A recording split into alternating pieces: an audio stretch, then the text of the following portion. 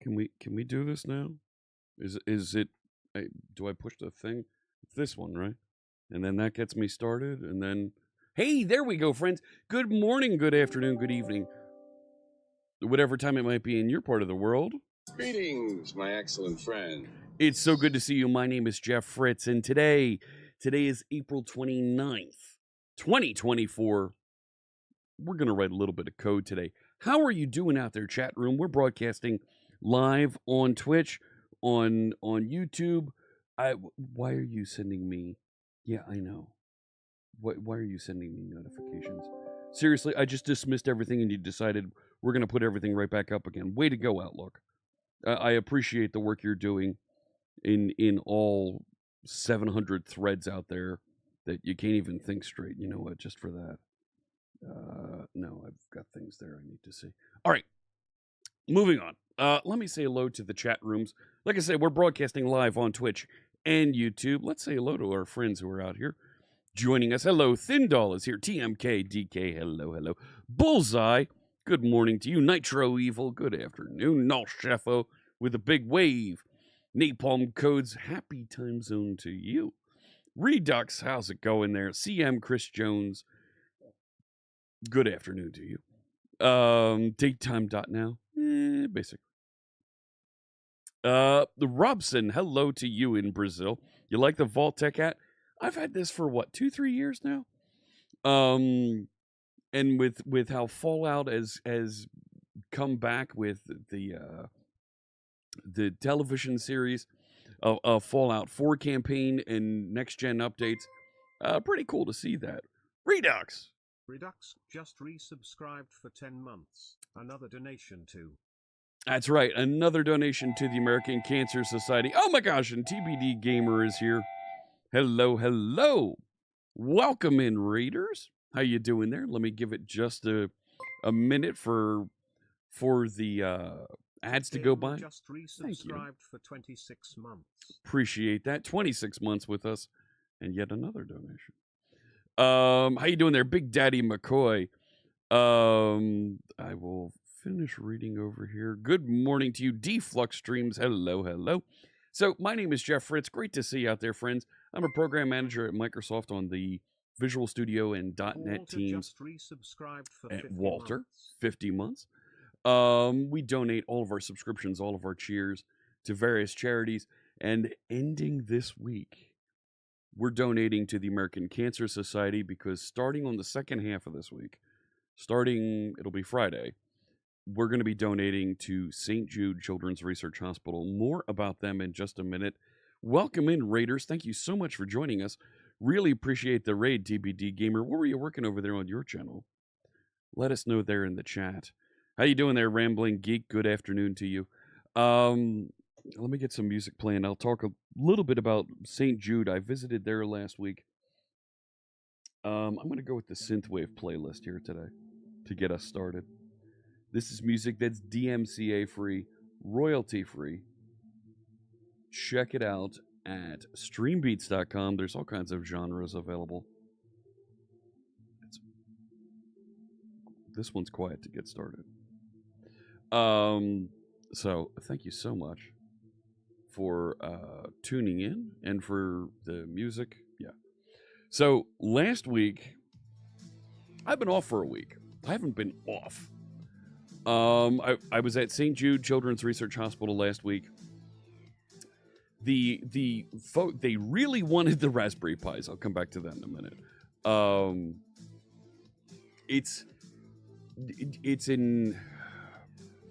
I'm flattered. I'm honored to be included in this group of streamers, influencers that get to visit, that get invited to travel to see their facility. St. Jude Children's Research Hospital has been in operation since 1962, I want to say. Originally founded by Danny Thomas.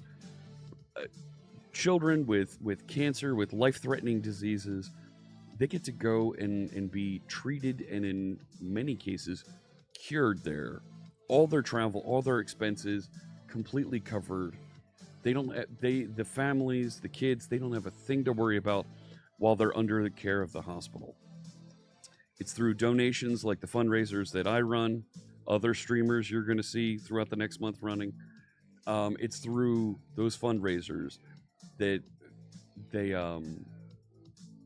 that cover their costs. Now, of course, it's not exclusively folks raising money here on Twitch. There's all kinds of other folks that are fundraising throughout the year as well. But this is where I get involved for the next month, and we're gonna have a whole bunch of crazy things that will be available that you can donate to have me do, to have me set up. And we're also going to be setting up, do we call them warrants? I think is what we're going to call them. For various milestones, we have influencers, we have folks from the .NET team, from the tech community. When we reach various milestones, that will join us for a live stream. Open Q&A, we'll write a little code together. It'll be your chance to talk to them frankly about whatever topic you'd like. Did I just... Yeah, there we go. And so we've got various targets, and we'll unlock and invite in various guests. I can tell you, our friends Carl Franklin, Richard Campbell, individually are on that list. Yeah. Go ahead, say it. Why didn't that go through? Why didn't that sound effect go through? Because it absolutely should have been there. One second, let me just check that real quick.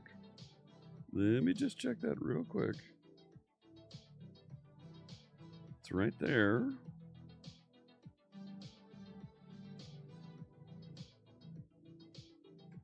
Oh my. Try that again.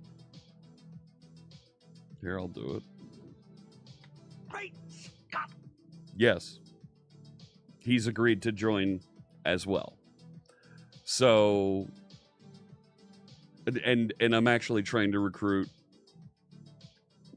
one or two other Scots. We'll see. So, what if we reach certain milestones, we'll unlock and do those. I didn't want to do a workshop milestone this time because I want to promise you we're going to do workshops in the summer. We'll come back. Let me come back to that, Robson. We're going to do that in a little bit, and absolutely, we're going to be working on .NET MAUI with Blazor. I wonder if our Maui friends. Let me put them on the list. And I'm absolutely going to come back to that, Robson, in just a second. So we're setting up for a whole bunch of things, and I think I've invented the Wheel of Peeps. Because here's the thing. Oh yeah. I think they're ready. I don't know if do you know Peeps? Friends outside the United States, do you know what Peeps are? Do you know what Peeps are? Help me out here, chat. Peeps. Are you familiar with Peeps? You don't know what they are? No. Okay.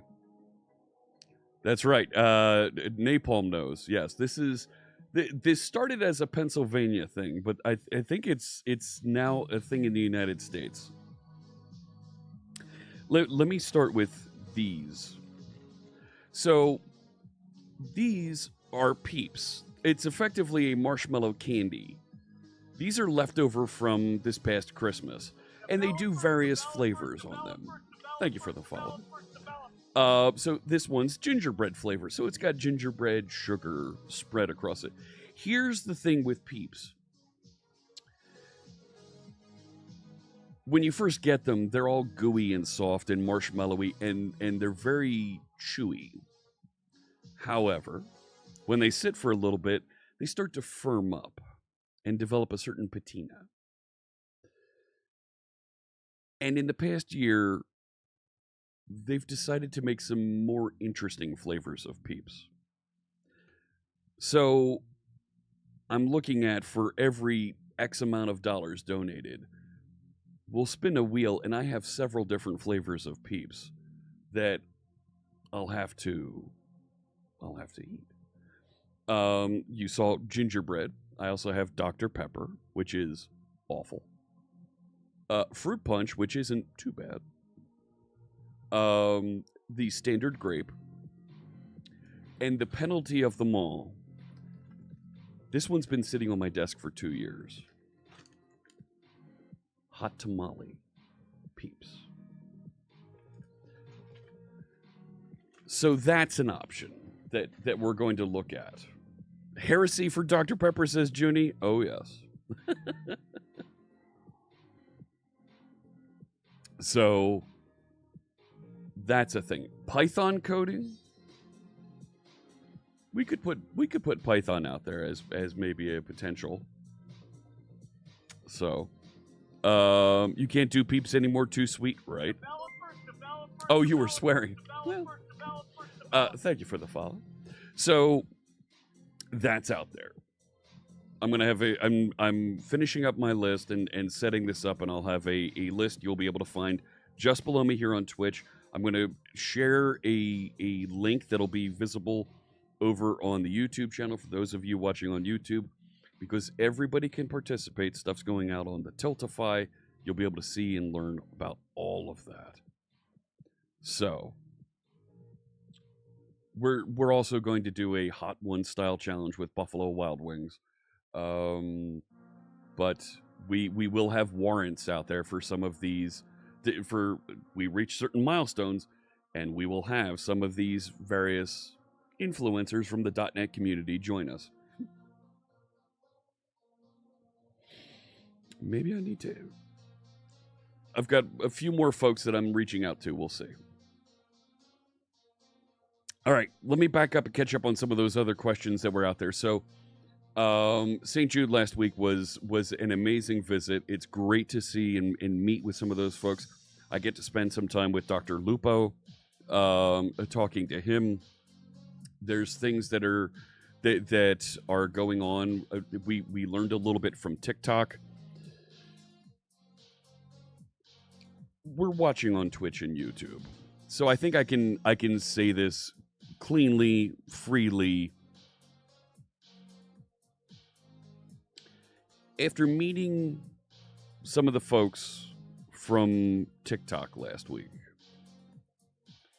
I hate TikTok. I haven't met a group of people who are more full of themselves and so condescending to people in a space that they're trying to break into than the folks from TikTok. And I work with the Windows team. Dear Lord, are the TikTok people a bunch of jerks? They don't have a clue how to respect and work with and engage and extend people who already have an existing presence on the internet. They want everybody to drop everything and start over in portrait format on their platform. They want us to do everything in portrait format and move over there and not be concerned and do it. Like, what? Never mind, they're giving a presentation to us and teaching us about TikTok in landscape. If you really wanted to make your point about portrait is the future and why we need to do everything in portrait format on TikTok, why are you giving a presentation in landscape format?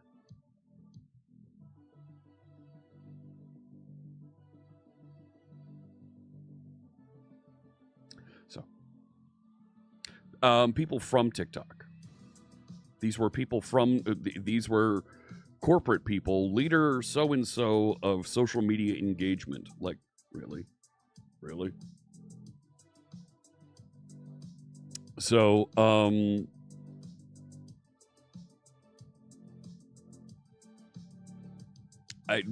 Complete, and I don't swear on this channel, and I don't have a bleep button handy. Do I? Do I have a bleep button handy? No, I don't have a bleep button handy. Just complete schmucks, idiots. Had no idea. Like, great, we know what TikTok is. We browse out there. Some of the folks you're talking to have millions of viewers on TikTok. How do we do both? How do we engage and use your sponsorship platform in addition to the other stuff we're doing over here? Because we can't post links on TikTok. How do we do that? Yeah, they don't have answers for those things. They don't. I swear on other channels. Yes, when I'm on Junie's channel, I do swear. Because that's how you do presentations. Is it? Is it though? Here's the thing. If you are a platform that is promoting and pushing portrait, shouldn't you figure out a way to do portrait style presentations? Yes. So last night I was on Junie's channel and right, Junie and I are like a squad on Overwatch. We are an elite strike force in bronze. Bronze ranking in Overwatch. Microsoft needs to come out with a PowerPoint template and TikTok layout. It's just portrait. It's just portrait. Like, there's nothing wrong there. You can change the layout and make it portrait. So, you still remember vertical video syndrome from 10 years ago? Yeah. So, so we talked to TikTok. Got to see and hang out with a bunch of our friends. Other streamers, other folks that are doing some amazing creative stuff. Of course, got to see Fierce Kittens, Quill Tony, got to see Fairy Wings, Air Force Kitty, Space Cat, whole bunch of folks. So it was great to see those folks.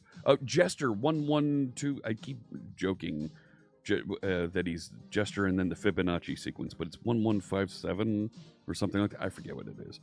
But got to see Jester as well, and we like to go to there's a dive bar in Memphis that we like to go to called Flying Saucer that has a whole bunch of beers and ciders, but just typical American bar food. Nice place to hang out and unwind because it's an emotional rush the whole day that you're engaging with St. Jude, because they show you these stories of kids, families, and folks who are dealing with cancer, dealing with leukemia, dealing with other diseases that kids shouldn't have to deal with, and hearing the stories of how they beat those diseases. It's inspiring, but it is an emotional roller coaster the whole time there. So, let me see here. So there was another question about project that we're working on with .NET MAUI and Blazor. So that's TagZap. I've pressed pause on TagZap briefly while we get Aspirify.net running, because .NET Aspire is being released in May, and I want the website to be ready because there's going to be a whole lot of material that comes out for .NET Aspire in May. So I want to get that website ready, and there's a couple things that we're going to do in there to clean up and make it look nicer, run faster, that I want to show you. And it's also a bit of the groundwork for the video series that we're going to start in May on the Microsoft channels that I lovingly call the Big Dumb Blog, where we're going to start with a basic blog application and aspirify it. And I'm going to keep pushing that term. We're going to aspirify it and put it into .NET Aspire and build out all kinds of crazy architecture features to completely over-engineer it in ways that only we as .NET developers can do. But make it just amazing. And that will in turn make it very clear, here's various ways to light up different architecture components, features, learn about different architecture capabilities. Because we're working with just a blog. Hey, I want to be able to generate thumbnails. Fantastic. That's a microservice that sits over here. How are we going to wire that up? Well, we're going to use a service bus, and we're going to use a hosted service application, and we're going to put it over there, and here's how we're going to wire things up. And that'll be an isolated episode. Very clear, here's how you do it. The actual logic of how you resize and generate thumbnails is secondary, but the architecture to make that communication happen, that's the interesting bit. So we'll be doing that. Let me see here. Junie says, we are a good squad for taking down people. Yeah, we are. You can't imagine me swearing. Oh. There's been one or two streams, one or two games of Overwatch that we've been into where Junie's playing DPS, I'm playing tank, and the healers don't heal the tank. Like, we go head on, engage the other team, and as the tank, I just melt because I've got 5 people attacking me, and the healers are off healing DPS people. Like, what? The damage dealers, the snipers, the archers that are coming in from the side. No. Like, are you kidding? You're excited to do a presentation on Aspire to the team, says Napalm, and it's such a powerful tool. It is. We're going to dig in. I want to show you some of the things that I've put into Aspirify, and then we're going to move on here, because one thing that I put into Aspirify, I put the version of Aspire in the footer. We'll take a look at that in a minute. Integrate the blob with IoT. We could do the blog with IoT.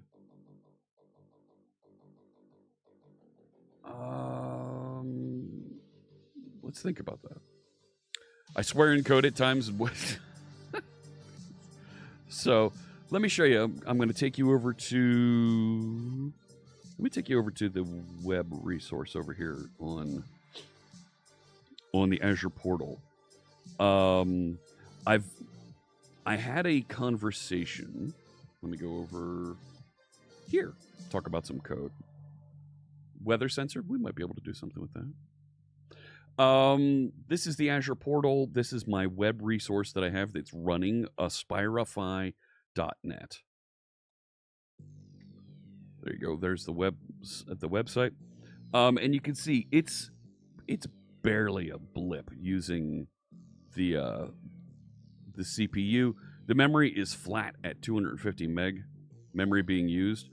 Network's coming and going, and we're sending out some data. And if we go over to the website, it loads really quickly, and there it is, right? So there's a bunch of latest news blocks up top, and then there's a block of videos down here. I should have that latest videos linked to the actual videos category up here that shows, here's the latest videos that we've found about .NET Aspire that you can check out. Why didn't that next button actually go to the next page? There it goes. So, cool. It's a good start.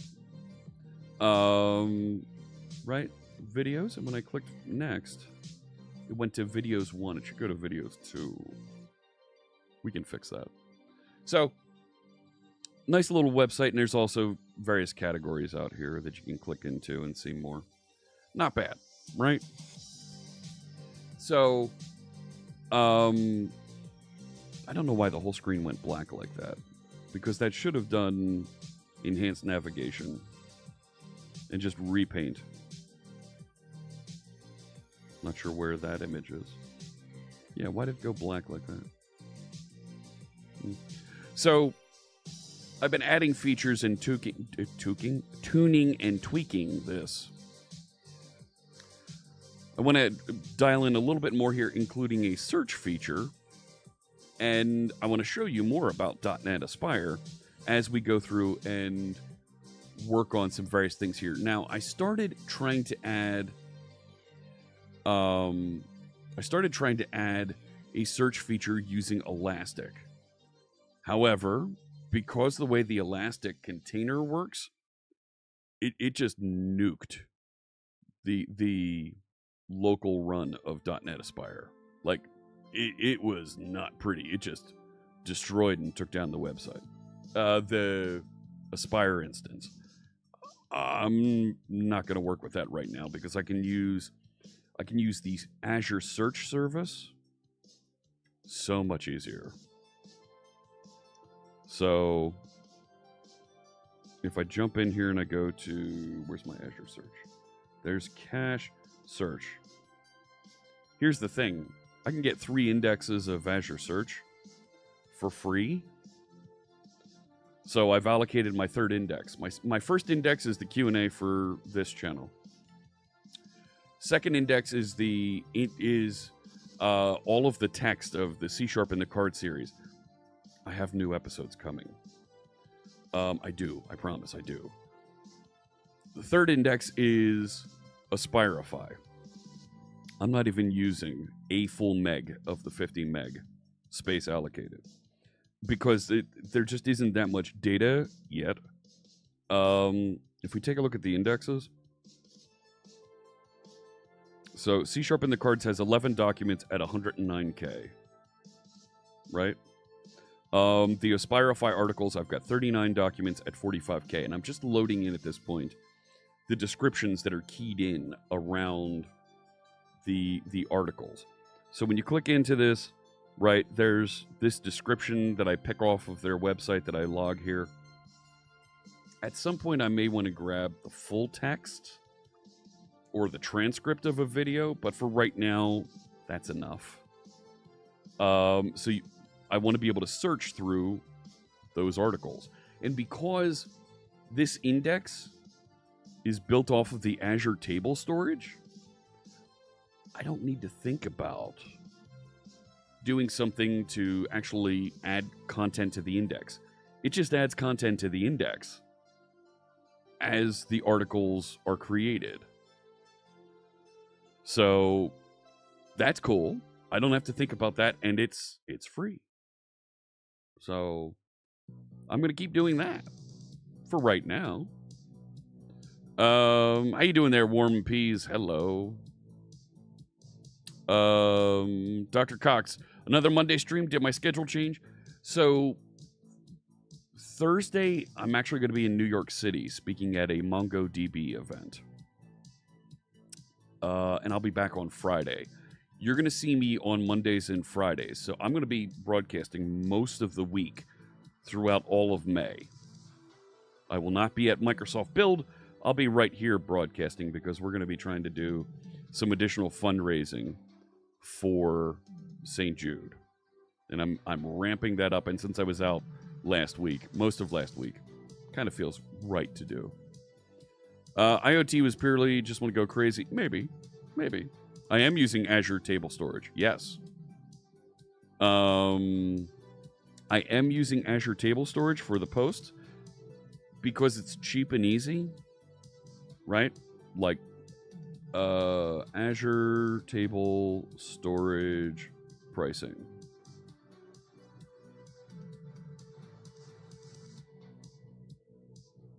And I use Redis caching to resolve it even faster. Pricing table. Thank you. So it's 4.5 cents per gigabyte. Right, and I'm not even storing a gigabyte yet. So for every 10,000 batch write operations is 7.5 seconds. And for every 10,000 read operations is a half a cent. 7.5 cents, half a cent. So, like, I'm not doing that. Even then, I'm throwing it in Redis cache. I'm output caching it over there. So, just go. 4.5 cents per gig. And easy indexing.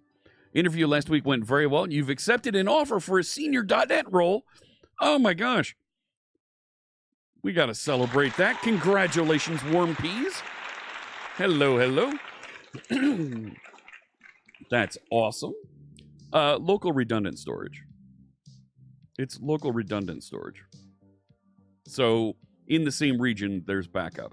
I could get geographically redundant storage at 6 cents, and I can get geographic across different zones redundant storage at 10 cents a gig if I need it. I have never had a problem with Azure storage going away. Like, so, yeah, 10 cents a gig. I'm not going to be storing a full gigabyte of all this content.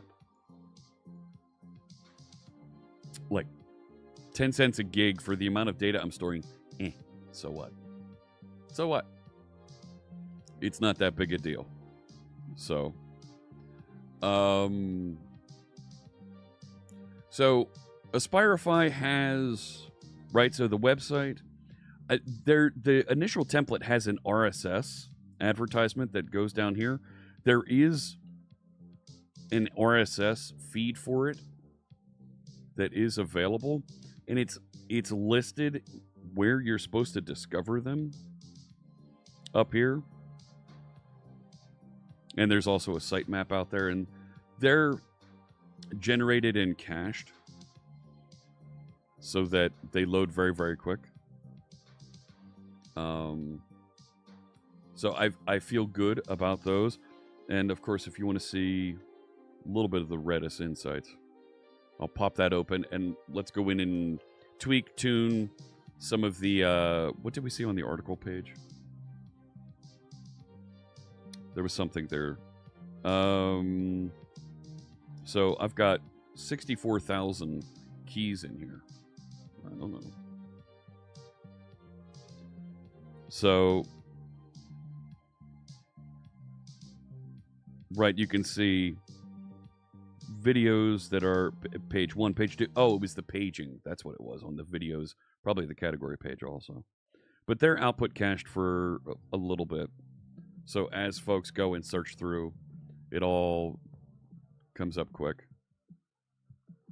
But these things load quickly, and the articles stay cached out there.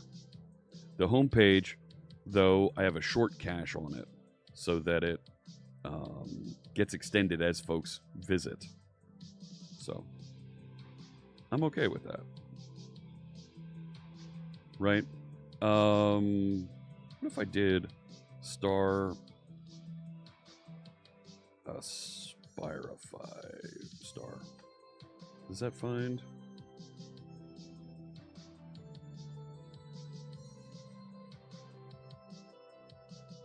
Like,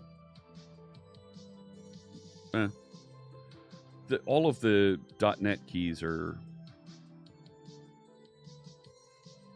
yeah, scan more. Go find more of that stuff. So, that should be like a sliding expiration. Anyways.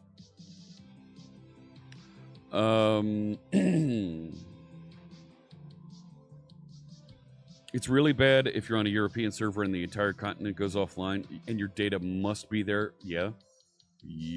But your data being required to be in a European data center doesn't mean that it's not allowed to be backed up somewhere else.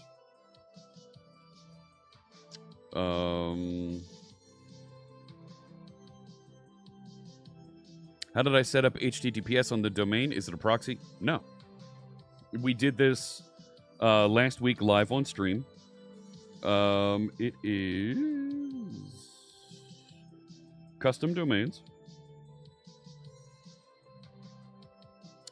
The full ID is not there, but when you set up the domain, there is an opportunity to configure. There you go. You can just choose manage certificate and it lights up and says, okay, Azure issues you a certificate, and here it is. So that video is available from last week when we set that up. So error retrieving data? Really? Really? There it is. So it's out there running, doing its thing, and chugging along. He lost a full full day of work a few years ago when Kinesis blew up in AWS, and everyone found out AWS must be using Kinesis. Hey, Cypher! Hello! Good to see you. we're working on a news website that I'm building, and I need to make sure it's up to snuff for a product that it covers this month, and then we're going to get back into Tags app. Let me see here. Yeah, it's a free certificate. Yep, completely free. Doesn't cost you a thing to use that certificate. So I have things downloaded and running here locally for this. Let me show you. I'm working on the search feature here. Lurking as you get the day started. Fantastic. Hope you have a great day. We're going to be starting our St. Jude fundraiser later this week. Friday, I think, is when we're going to end up starting it. Because I run a stream for work on Wednesdays. Thursday, I'm out of town. I'm speaking in New York City at Javits Center. And that takes me into Friday. So go ahead and take a look at the hat. Why didn't I get the sound effect? Where's the sound effect? Oh, come on now. You know this hat. You know this hat. And I'm not getting the sound effects either. And that makes me sad. Like, I started everything in order. Oh, wait a sec. Is Azure... Is it hot in the office today? Right? Come on now. Take the picture, do the thing. I think... I think I may need to tweak my OBS integration here. Anyways, let me get back into this. The paging wasn't set right. Let's go fix that. I'm going to jump back over to my main branch. No.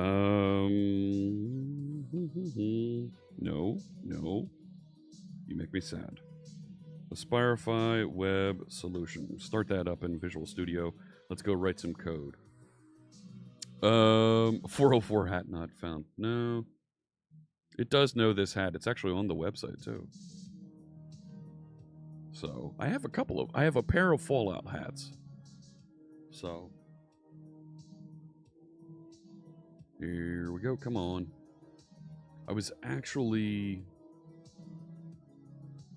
I've been trying to get more of, there we go. Trying to get more of this done off air because I want to get back into working on Tags app. The Fallout TV show was pretty good. Pretty good. I wouldn't say it was great, but it was pretty good. Where was I? So, both the categories and the videos page, I'm willing to bet the page number, the paging isn't, right, it should go to videos, page number +1.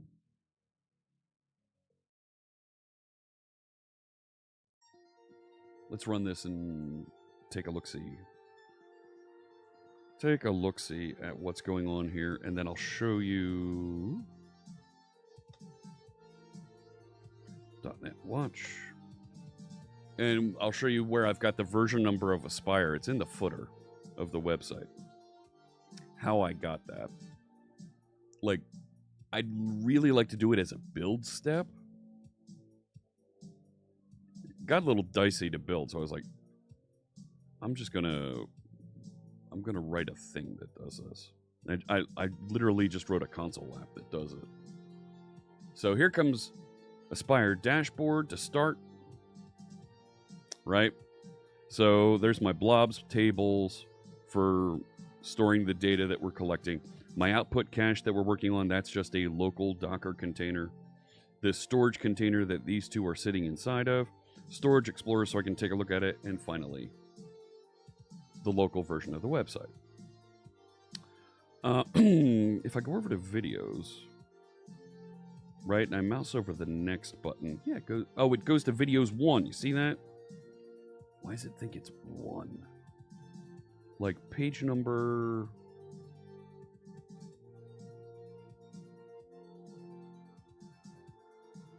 It's coming in as a parameter, but there is no parameter. So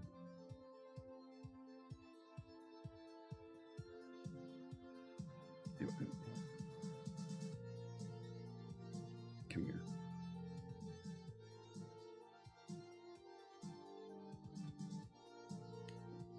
Show me that page number in the footer. I've also found that it's not restarting. .NET Watch isn't restarting properly all the way through with Aspire with this latest build. Something broke in there. So the build process, the inner loop process. Yeah, see, it thinks it's 0.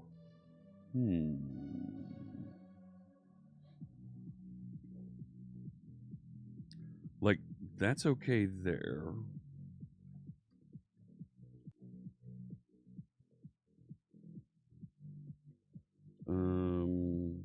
If it's less than 1, yeah, there we go. So, yeah, it's not doing the hot reload there. So I've kind of got to force it. You've never had much luck with hot reload? It was working really well in preview 5 of Aspire, but I patched last week. I patched this website last week from St. Jude in a hotel room. Now when I click next, yeah, there it goes to 2. Good. So I don't need this here, and I'm willing to bet I have the same problem on the categories page. Yeah, there it is right there.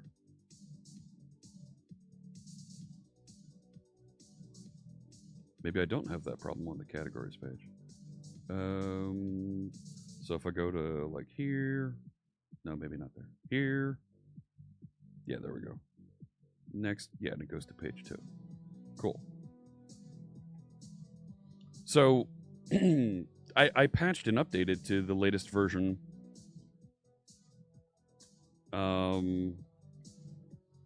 Yeah, while I was at St. Jude. And I'll show you how I put the version number in the footer here. Updated videos page to not default to page 0. So I'll push, that'll rebuild and deploy in about 2 minutes. The update will be live on the external website.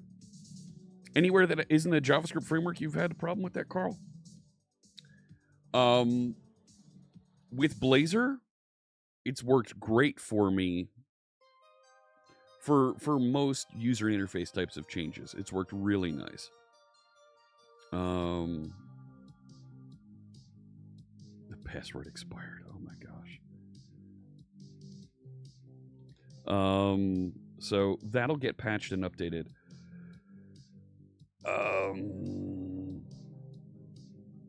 Let's go. Let me show you how I patched with Aspire Preview 6. So this was made available. There's now a dashboard login that pops up. So some breaking API changes were made available, some security improvements. The login to the dashboard doesn't do anything for me. Hey, Eric. Not still in, just resubscribed for 11 months. Morning, Jeff. Hello. I messed with Phi 3 on local system this weekend. Really cool chat. Smile. Cool. Glad to hear you're enjoying that. I'm going to spend some time with that sometime later next month. Patching and upgrading to Aspire 6 was easy for me. There's some new resources, some new components, some updates to app host. Fine. Since I had been migrating and keeping pace, these updates weren't too bad for me to do. There is a test project capability now that I need to do. I want to build for this. I'm not going to do it here live on stream, but I will eventually build. So I put the detail here in the footer so that you can see not just which version of .NET it is and which version of the website it is, and that's the fake one that I put out there as a placeholder, but it'll generate, and if you look at the production website, it's an actual hash there that it's reporting. But then it says with Aspire Preview 6, blah, blah, blah. I'm grabbing that version. I wrote just a little command line tool to get that I'd really prefer to have as a build step that reaches into Aspirify app host and grabs the project assets JSON. This is the file that contains the resolved versions of all of your packages. And I just trim it down and identify the hosting version. And I generate a little class out there that says, here's the name of the version. I did it as a partial class so that this version is always available. Right? If I actually go find that. So thank you so much for the follow. I assigned an interface so that I know that this thing is out here and has a version, but the version comes in from the generated part. So I can just reach into Aspire version and get that version number. Pretty easy to do.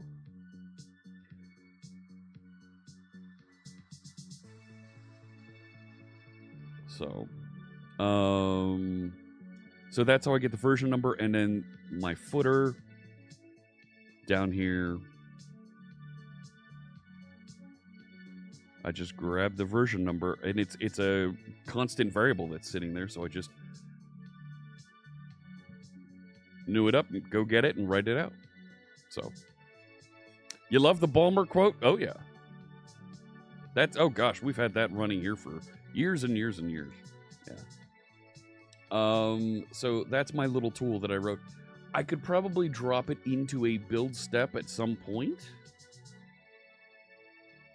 Probably could. Just go out, reach out and execute this thing. Probably could. So. All right. So I have the Aspire version listed there. Let me show you what the work that I'm doing now. And I want to finish putting search into this. So let's do this. Check out, I'm going to jump back to the other branch. I'm going to merge the main branch back in over here. Thank you so much.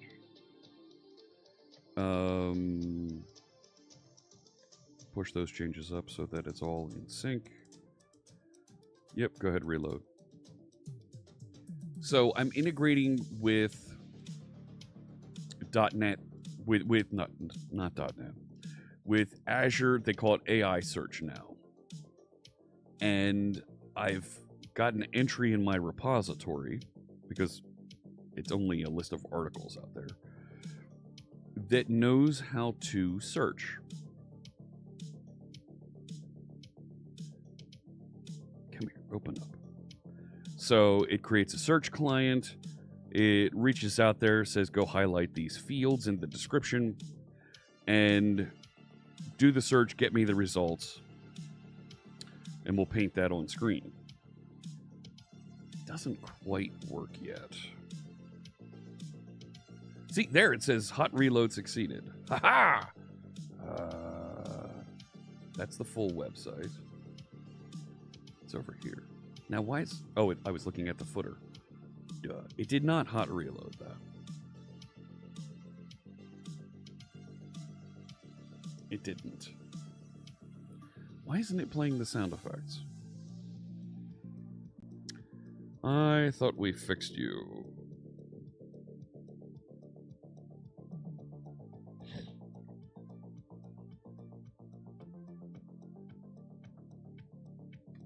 Oh my. There it is.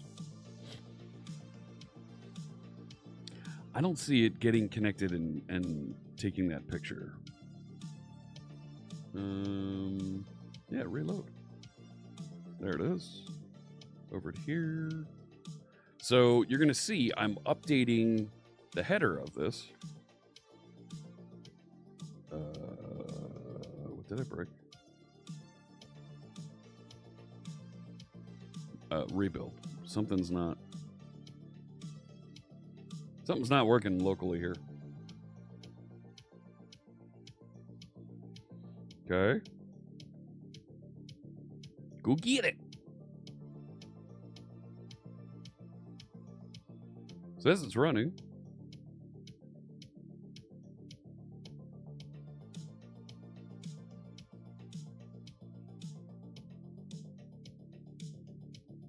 Right? Reload the page. Come on. There they are. There we go. So now you see I have a search box that we're introducing. And I moved all the categories into a categories bit here. I think I need to make that font color brighter. It's a little bit dim. But you can search for a term, and this is what I've got to fix. Data coming back is not quite the right format. JSON value cannot be converted to an article type.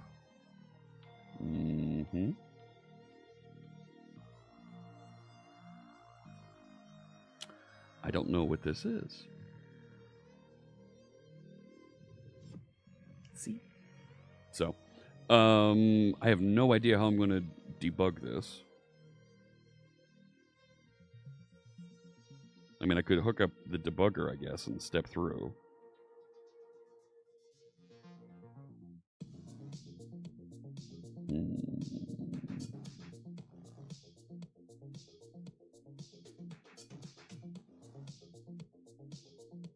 What if I just made that article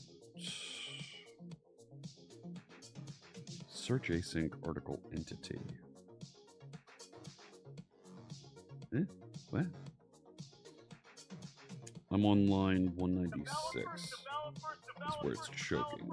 Right here. Thank you so much for the follow. Appreciate you joining us. So it's searching for the article entity objects.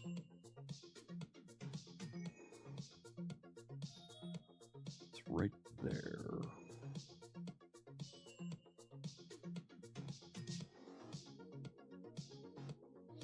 Let's take a look over here at the index. And look at the indexer because it'll show me this one.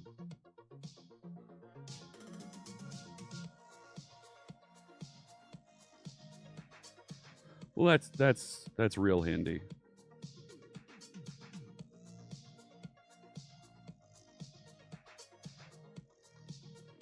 You don't have any output field mappings.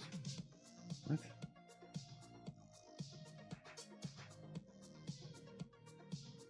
That's not right at all.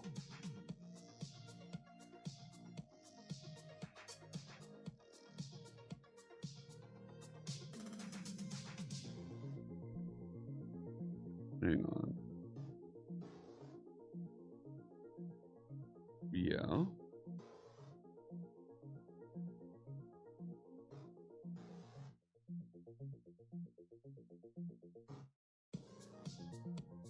Type.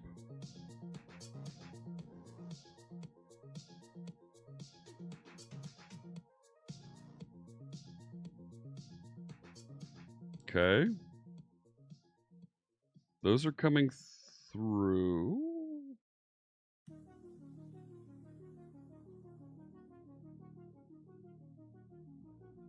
I'm just looking to see if there's anything that isn't a type real quick. Video, video, video. Video, video, article, video, article, event. So it's having a problem parsing and converting that back. Do I recommend learning JavaScript first before C#? It doesn't matter. Doesn't matter.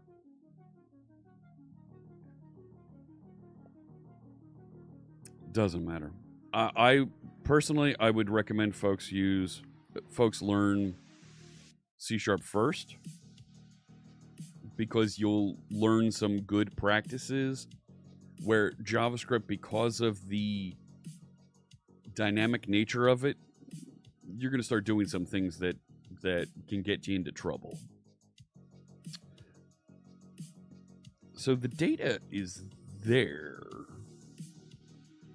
Like if I made that a string, it would probably work. But I don't want to make it a string.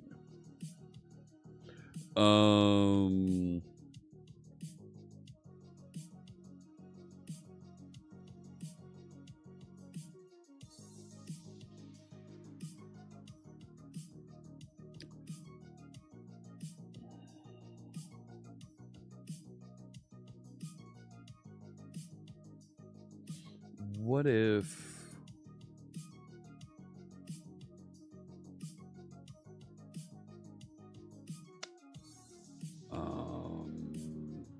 shoot.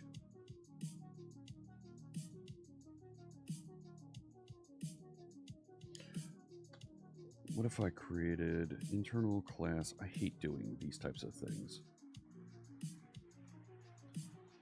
Article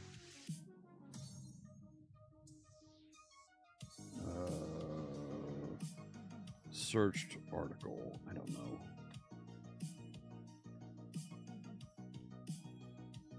Copy over all of the... Yeah, do that. Sure. Keep going.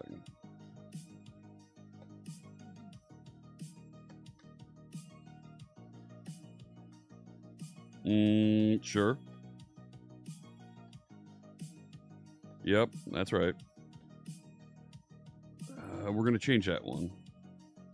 No, don't add a property for that. Let's just make this a string at this point. But I'm going to add a conversion.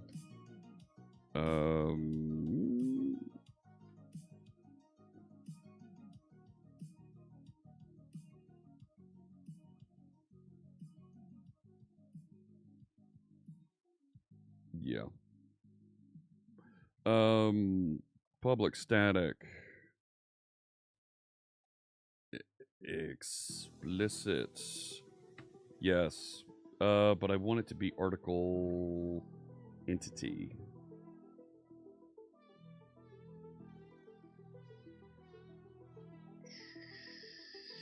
Oh, that's fine. Yes. So now up in here. I don't really... No, I need to...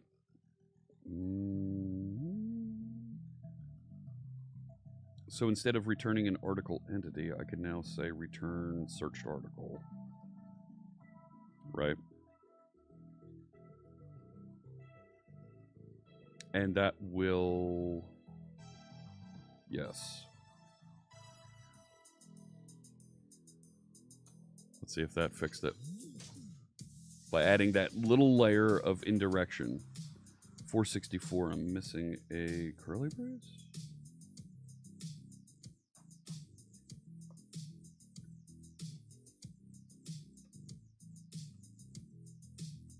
Oh, see, now I'm stuck. There we go. Restart that, John. Let's go take a look. And I think I might have search pretty close to done at that point. I think I need to put the paging on it. Like, that'll be easy to do, right? Hopefully.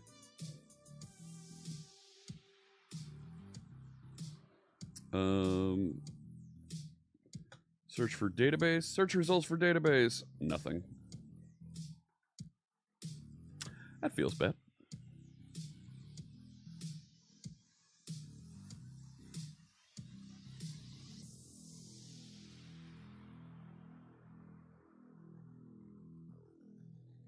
Database. Nothing.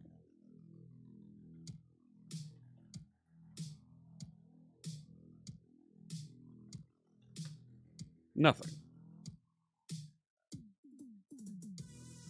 Okay.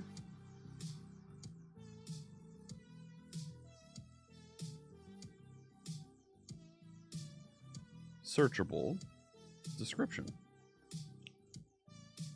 Right?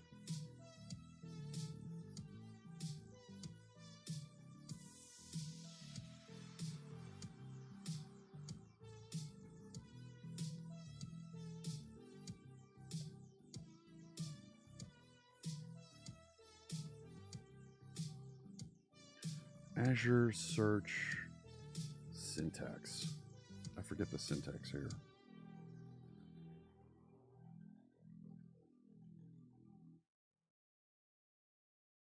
Yeah.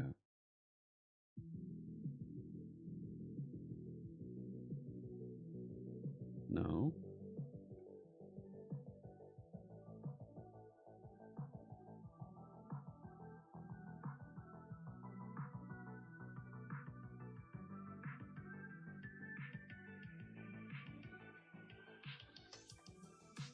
Okay. That works. I'm trying to find... you're broken. Right, I want to find this.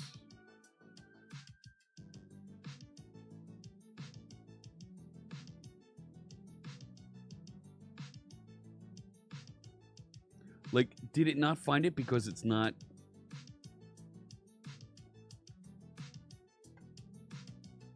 Well, that didn't work.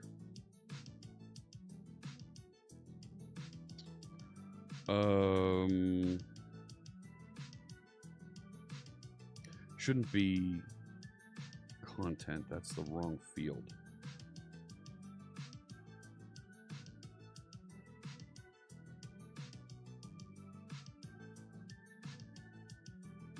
Rebuild that. Have a good one, Cypher. Thanks so much.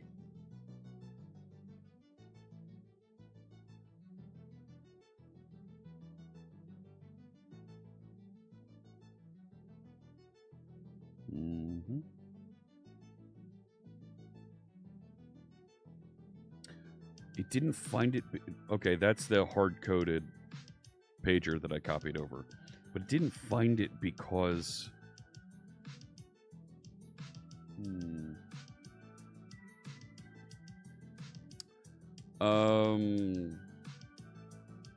Yeah, I want to do a Lucene query.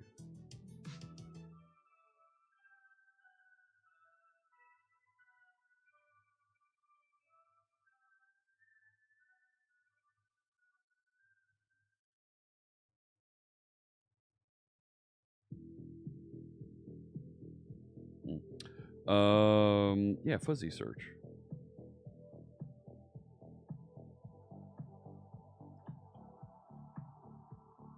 So, should I have done like that? Okay, that finds it.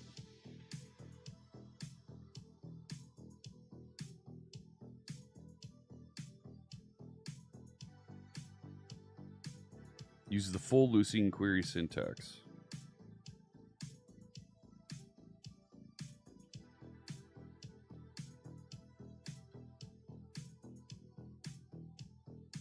So, before it runs, let's say search term. No. Okay, that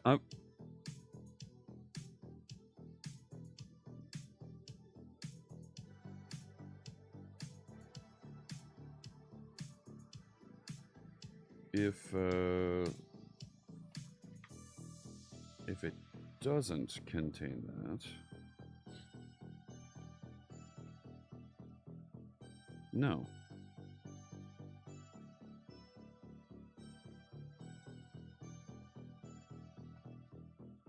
Trim end.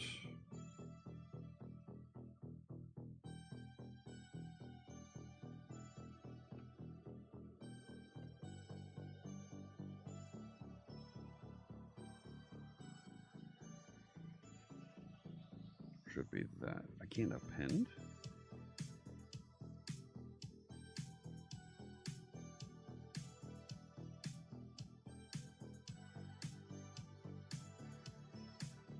That might baby. And then I'll fix the pager and then we'll move on, I think.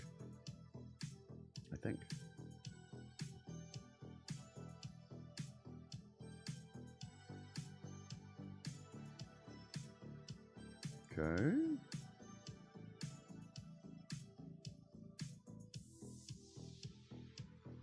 So if I take that out, okay. If I put in preview,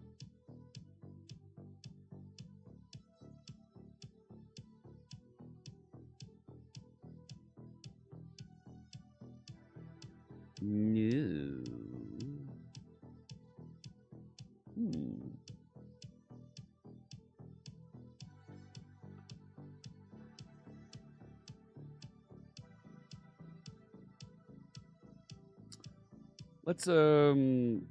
Let's actually run through that with the debugger. I'm curious on this one. See where some of these things hang up. But yeah, that'll be easy. It is famous last words. So.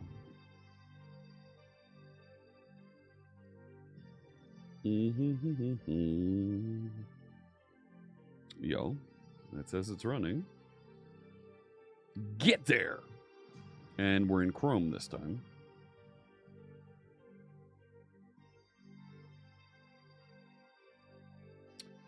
Over here.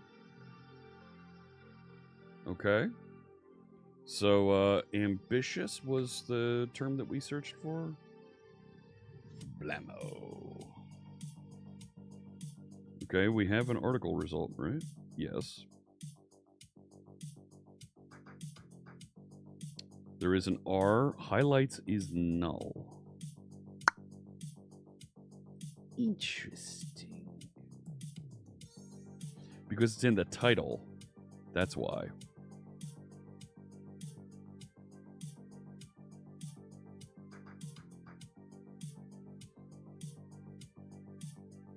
Yep, let that continue. Let's patch that. Thanks so much. We're going to fix that right now. If r dot highlights is not null,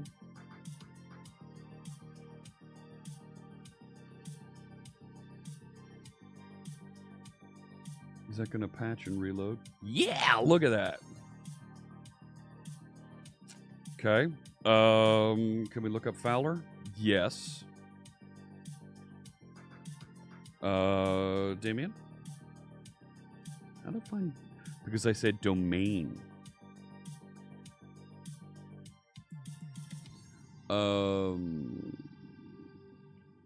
Community stand-up. Nice. Nice.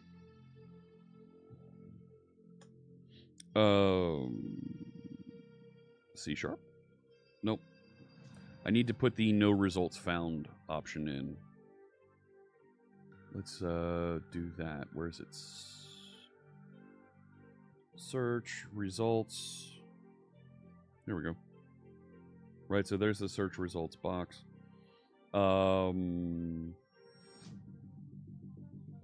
Search results for, and then here's the articles. Right? So if it is not null and there are any output, that format, else. Span class equals alert, alert, danger. Yeah, put that back in there. No results found for search.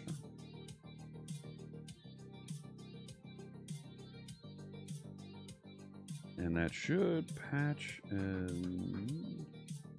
You gonna hot reload that, John? Let's go.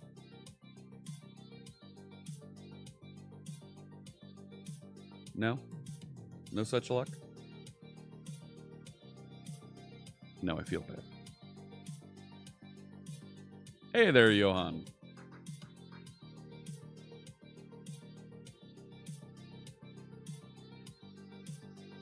Keeping an eye on things also over there on YouTube. For our friends watching on YouTube, hello, hello. Come on. Come on. Show me the content. Show me the content. Show me the content. Search for foo. It found foo? Are you kidding?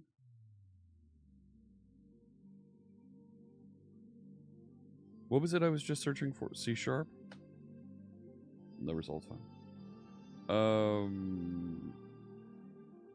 That's fine. Okay. We should fix the...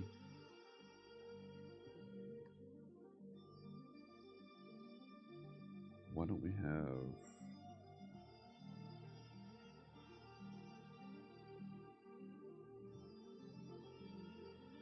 What happened to that?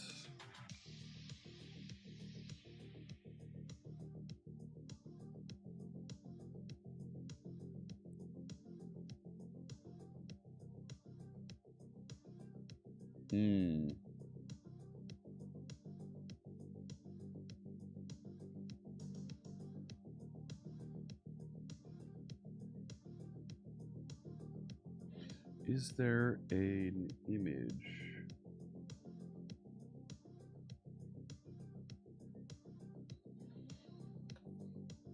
Let's go with that one.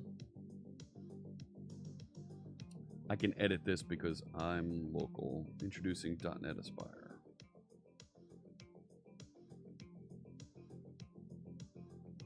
I think it was this one.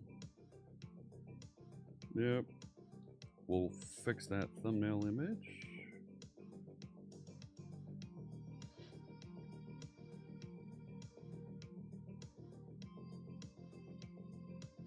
Really? You're still not getting that image?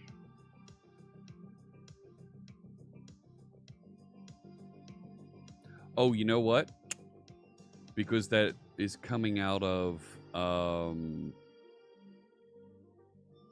that's coming from Azure Search, which I'm willing to bet hasn't re-indexed it yet, since I just saved.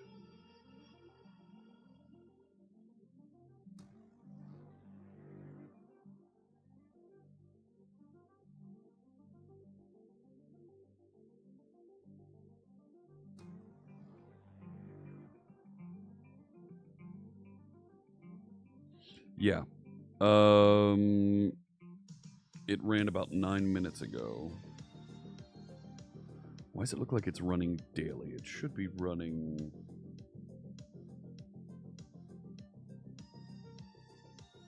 and tracking. Yes.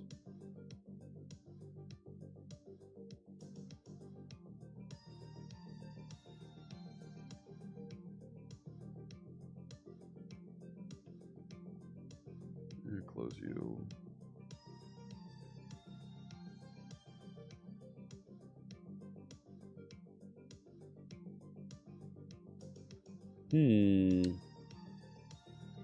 Should have gotten that new.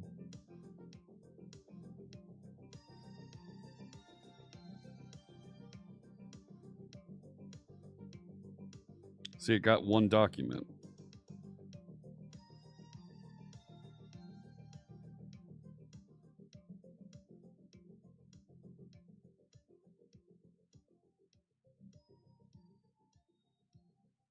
It should actually. I don't think I have it configured properly.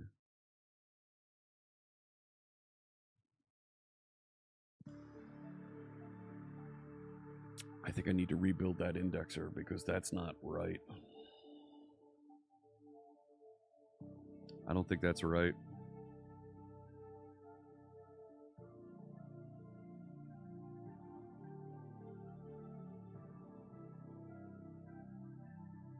There's a way to...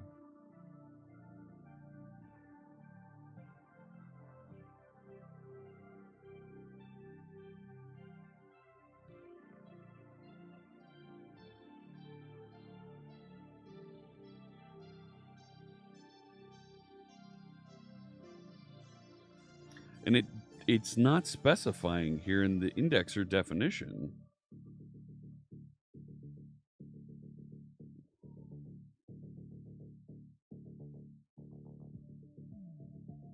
Yeah.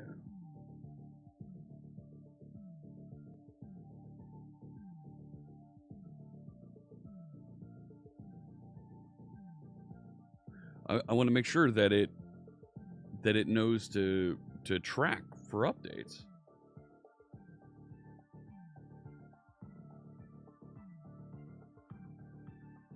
Schedule interval.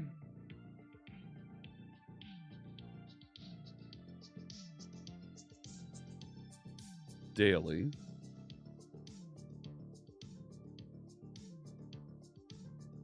Yeah, period 1 day. President not sure. President not Zuon just resubscribed for 19 months. How you doing there? Thank you so much. And I'll make another donation to the American Cancer Society. Blob configuration? No, it's table configuration I want.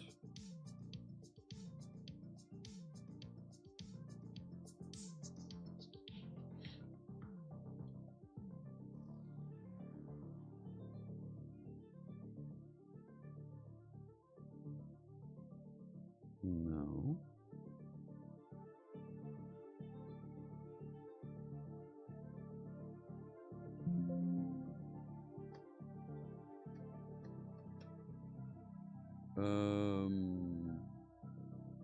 Okay. Azure AI Search track changes. Yeah, track changes.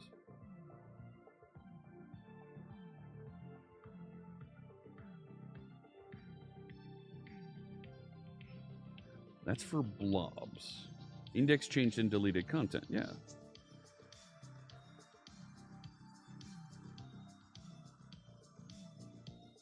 Indexer doesn't track object deletion. Use an Azure Storage Indexer for table storage. Okay.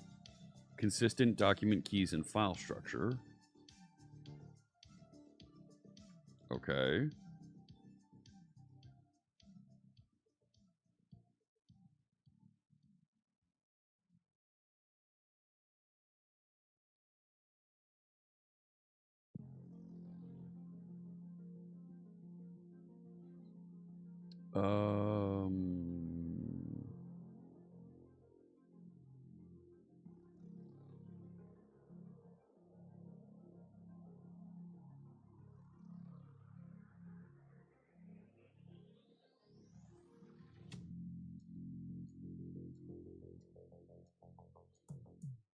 Go on.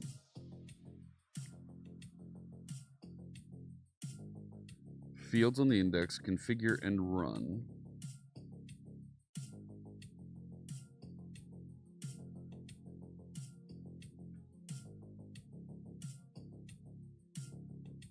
Doesn't say what my key is. Oh, row key goes to row key, and it's being base 64 encoded. Which, I don't really care. Developers. Hey there, thank you for the follow, Zolo.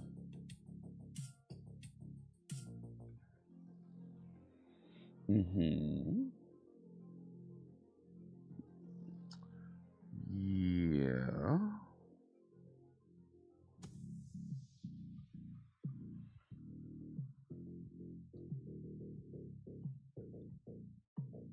Uses the following internal query filter to keep track of which source entities have been updated where timestamp is greater than high watermark value.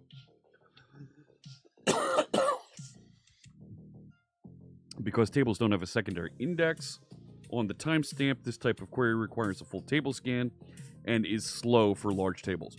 Don't care. To avoid a full scan, you can use table partitions to narrow the scope.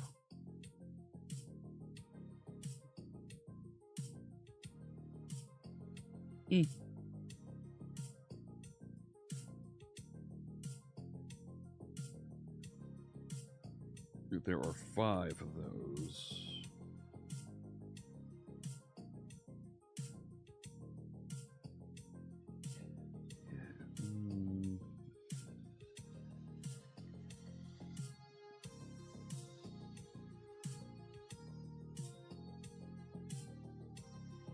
Let me knock it down and rebuild it. Because there's a field to turn on there. Hey, Sean Alex. There's a field to turn on there that'll just make it work. So let me just grab that indexer. I'm going to delete the indexer. No. Just the indexer. Go back to overview, import data. I'm going to do this again. I'm bringing from my Aspirify table. Nope, I'm not enriching by cracking or any kind of weird interaction there.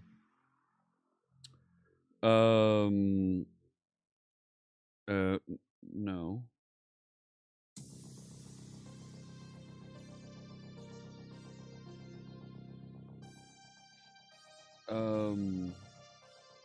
The index is still there.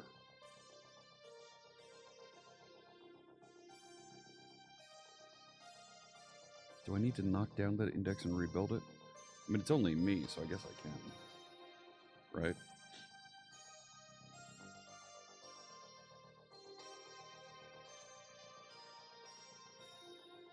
So I'll call it that. Not anymore, it doesn't.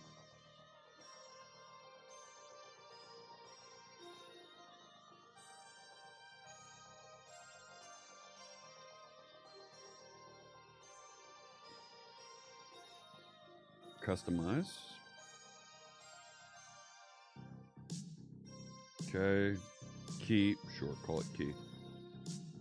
All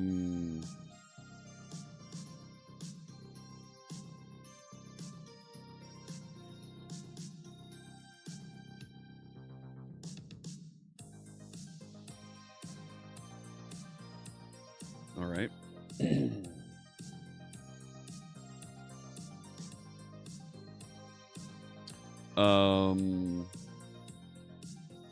So I want to be able to retrieve these things. I'd like to be able to filter by that and by that. I'd like to be able to sort by the publish date.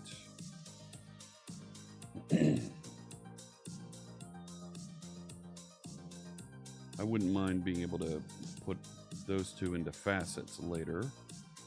But we're going to search on description and title.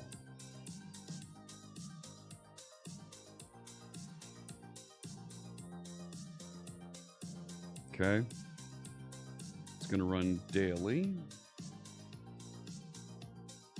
Go ahead and base 64 encode the keys.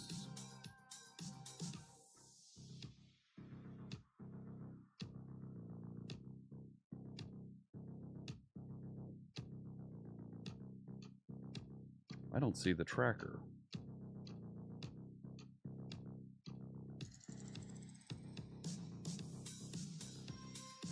Go ahead and run hourly. I don't care.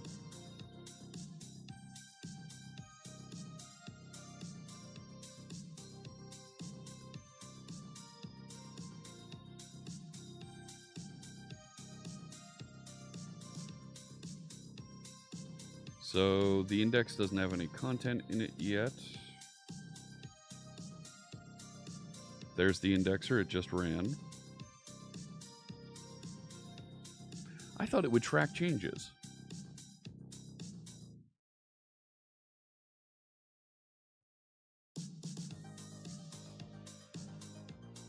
See, and it doesn't have base 64 encode keys turned on.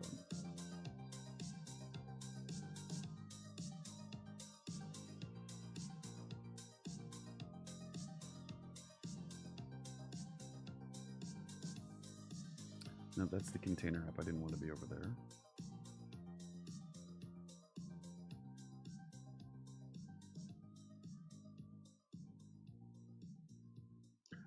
Track deletions.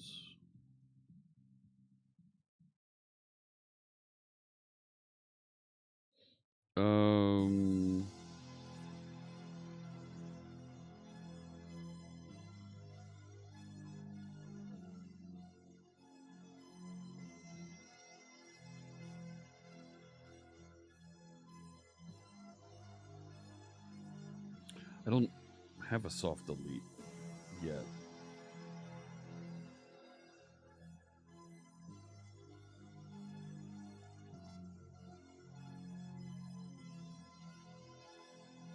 Data change detection policy. Hey, Aloo the Crow.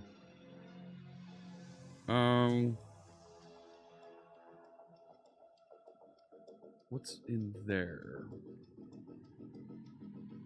Data change detection policy. Yeah. Tell me more about that. Used to identify changed data items. Supported policies may vary. High watermark change detection policy depends on an existing column or property. Yes. How do I do that? For Azure Storage, change detection is built in using last modified values. So we don't need to do anything. Yes, I'd like to enable it. Please. That's for SQL Server.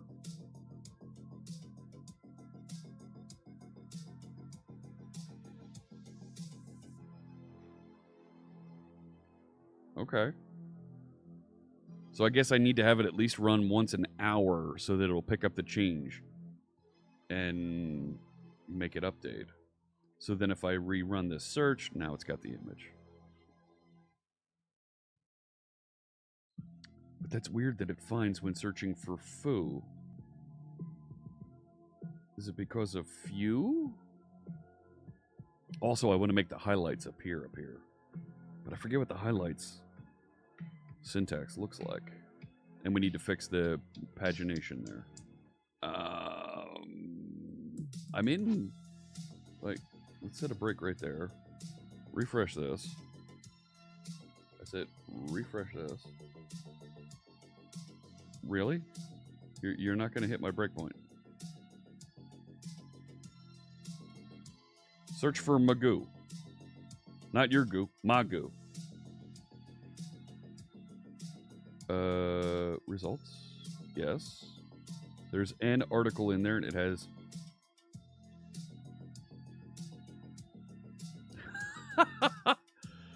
I think I just want to output highlights.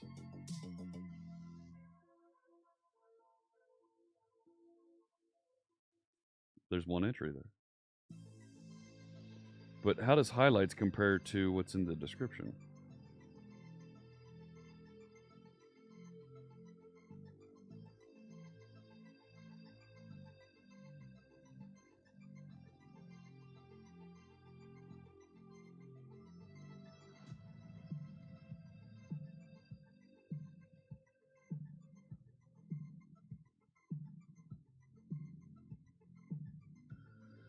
Right, if I were to...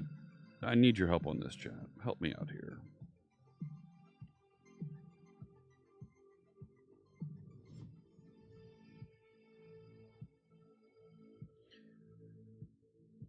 For each var h in... Yeah.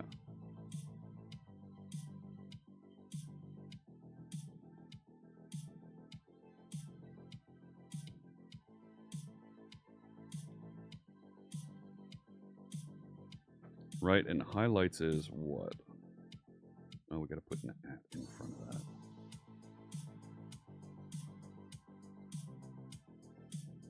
Get rid of that. Enumerable string.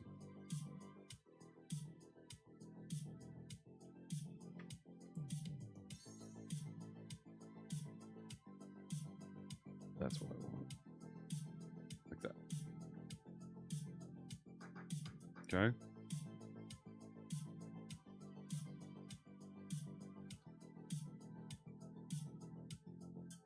H. Oh, but that needs to be markup string. Ta-da.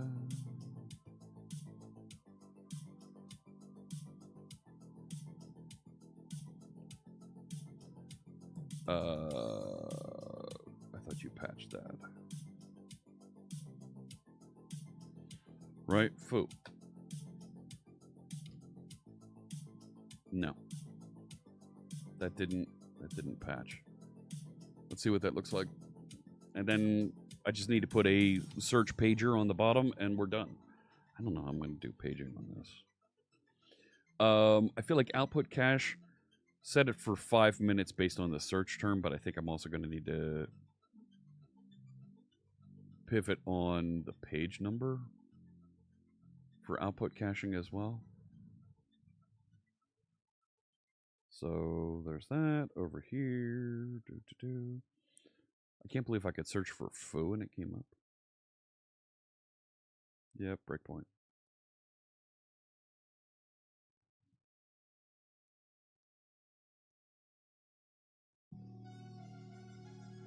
Oh, I don't have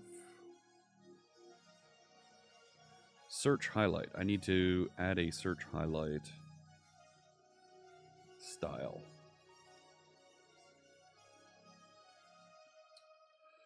That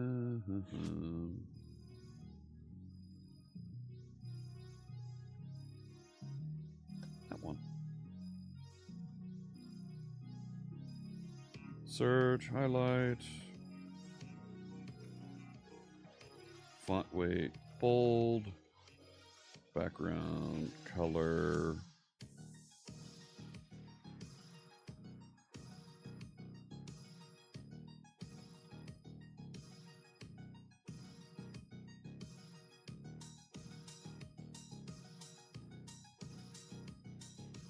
Nope, you did not hot reload.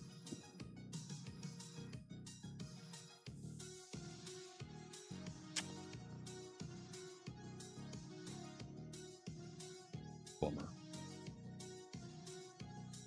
Recycle it. Here we go. And then it'll highlight my search results. And then I'll fix the pager and we'll get ready to push this search capability live. Right. Foo. No. There it is.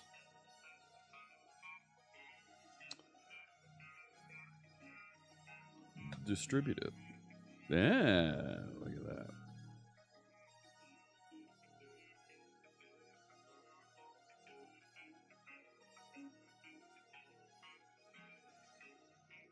Not bad. Can I also do type video? Ouch. No.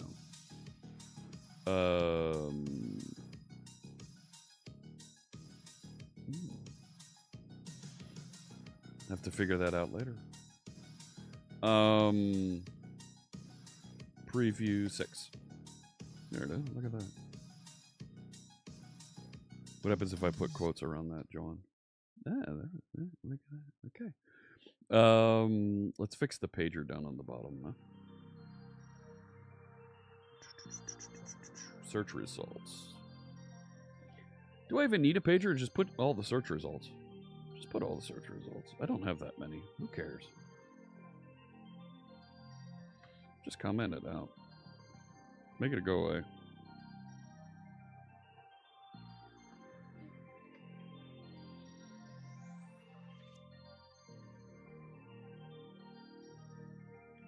Right. So if I go up here and I say, let's search for Palermo. Yeah, there we go. And .NET Conf.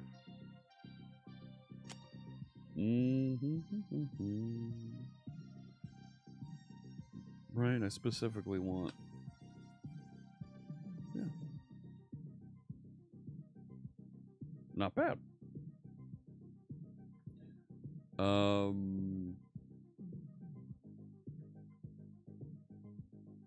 I'll take it. I'll take it. Right, and it's throwing it into the cache with a 5-minute expiration. Should I let it go 5 minutes or should I go longer than that? Should I go like an hour? Like, I could go an hour pretty easily, I think. Nah.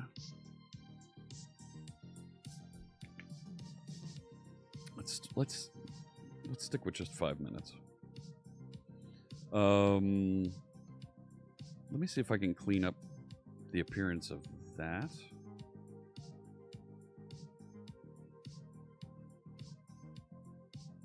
Right inside the drop down, these nav items.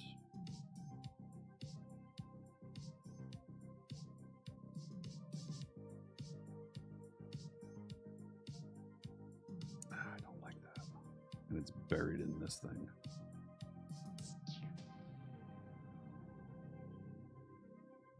Border bottom background color on the drop down LI. It's in style on 262.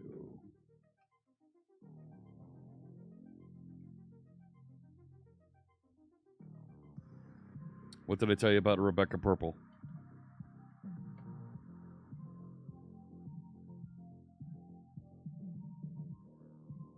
Right? Better believe I got a lot of Rebecca Purple floating around on this website.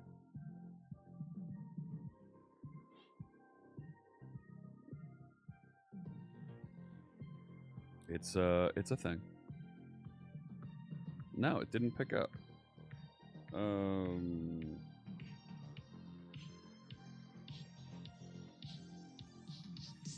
No, it's right there.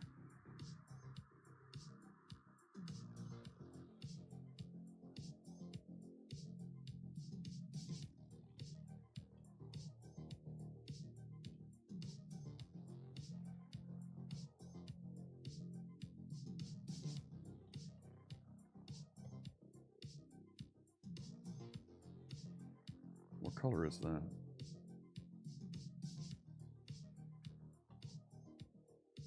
It's a green.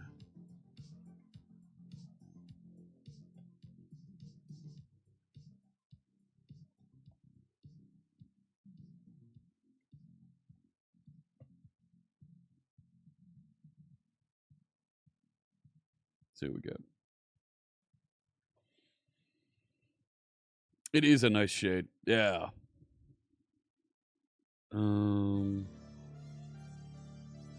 I don't know why it's not picking up the hat today.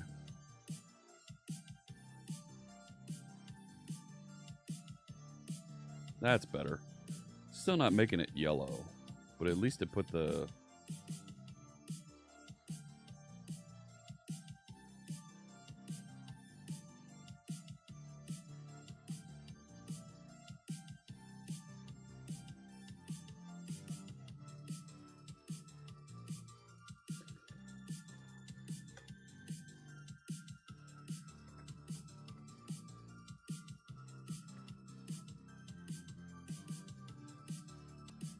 Is it going to pick that up? No. Rerun it one more time, and then I'm going to ship this thing.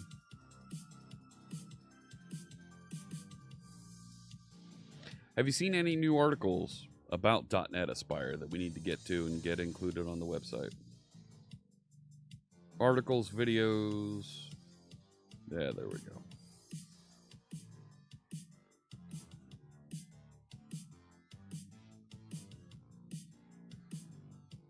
Right, plenty of videos. Next, and it goes to page 2.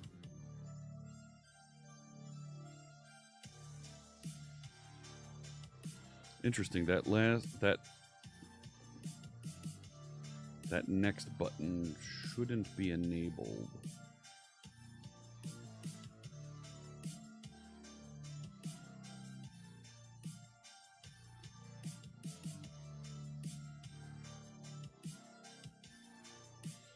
I'm going to ship it.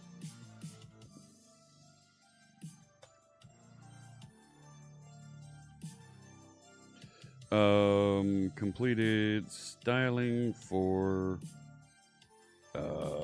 search content.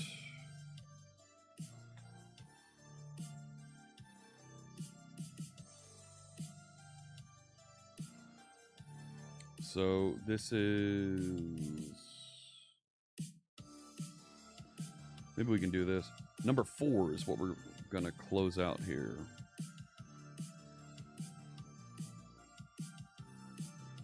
Fixes 4.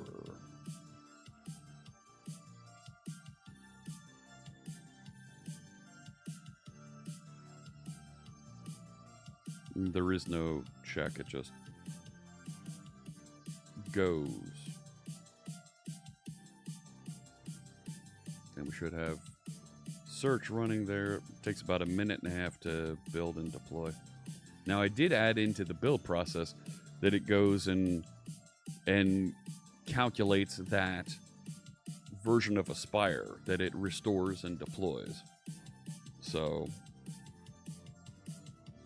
and we wired up the build process here. We did this last week. Our friend Brady Gaster was here helping out. There goes .NET Restore. And you see right after that, identify Aspire version. That's running my .NET Run project. Doot-doot. And it's just going to identify that version.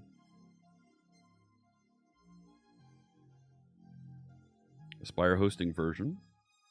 Preview 6. So it's going to identify, provision any Azure changes. The only change that's coming here is that it's going to push that environment, a new environment variable.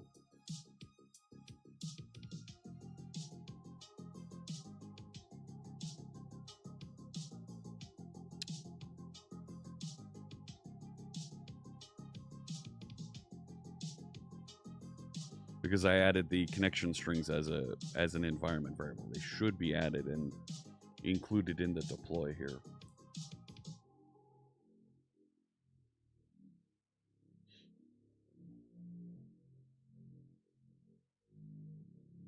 There we go. So if I go to secrets, it's not here.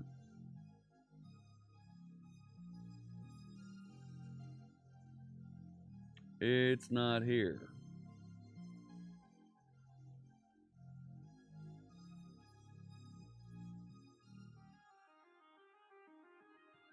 I'm going to need to add it. All right, let me go add that real quick.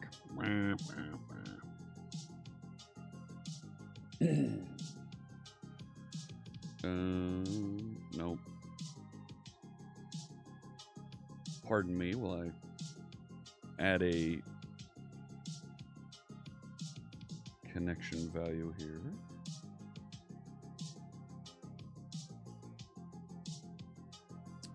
Do.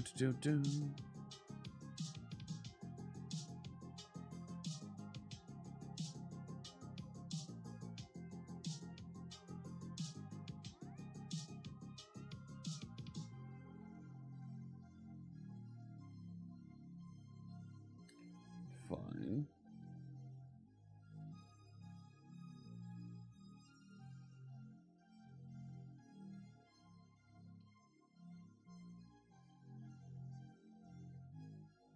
Yes, I know that the field was required. I'm trying to key it in, you fool. There it goes.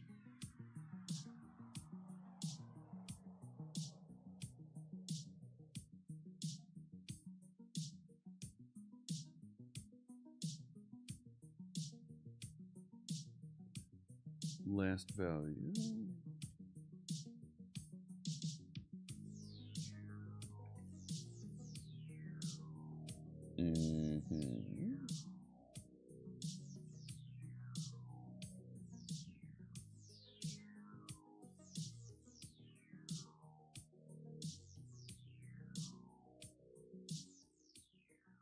You've been messing with WebSockets and SignalR. Pretty cool experience. Yeah, isn't it? Right? Like, they've got a nice bit over top of that. Over top of containers, over top of WebSockets to allow you to interface with that and step back if you don't have that connection.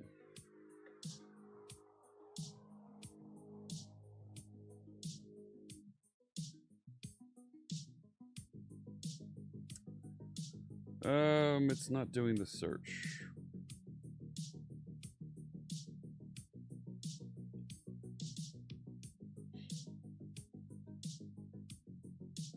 Oh boy.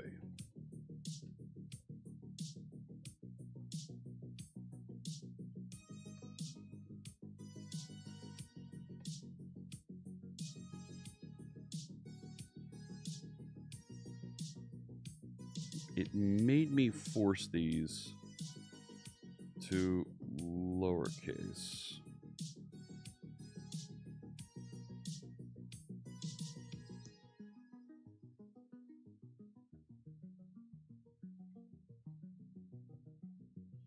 So, is it over here as lowercase also?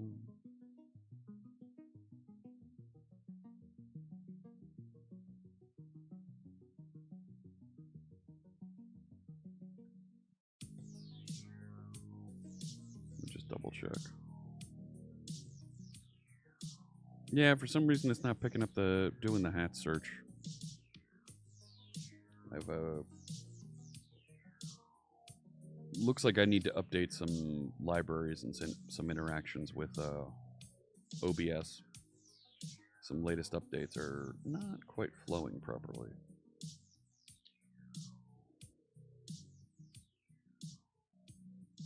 Okay, that worked.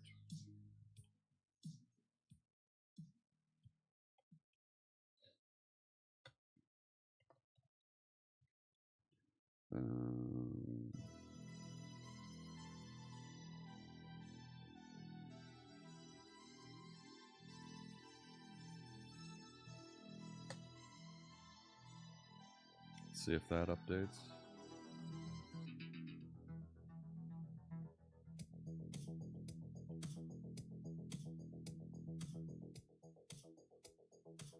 Never easy, is it?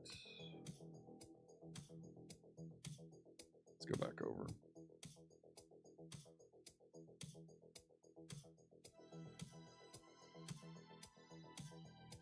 Yep, that's okay.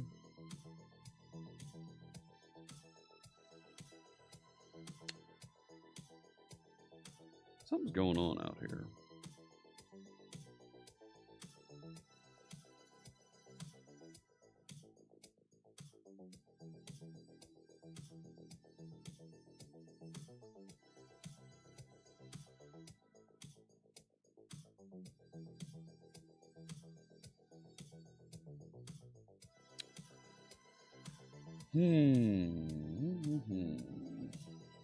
There goes. Okay. Give me 1 second. Let me come back over here.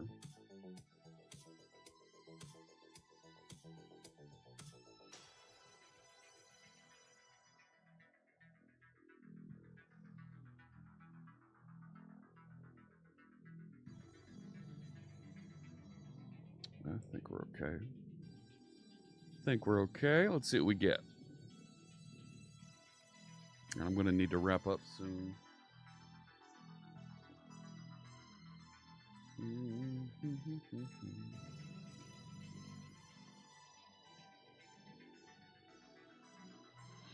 Okay. Says it finished and deployed.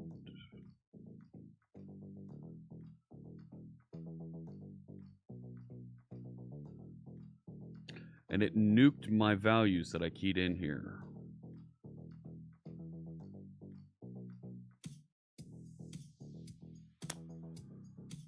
Well, that's annoying.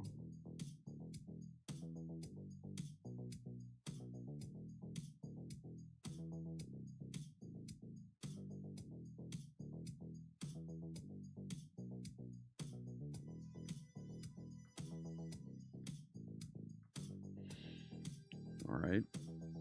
There is...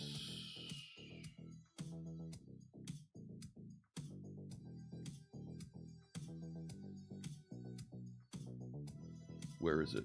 When this deploys...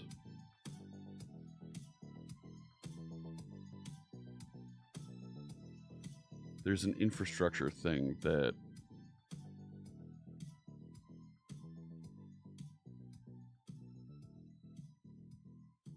that it carries through.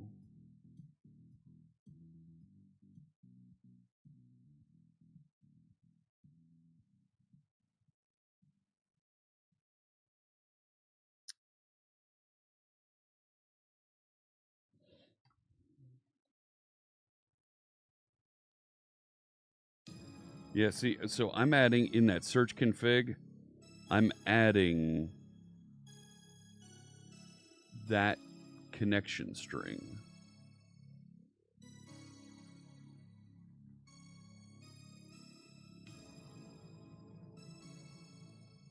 Just like I'm doing there. No, wait, that's for this. When it does... Hang on. Publish as connection string.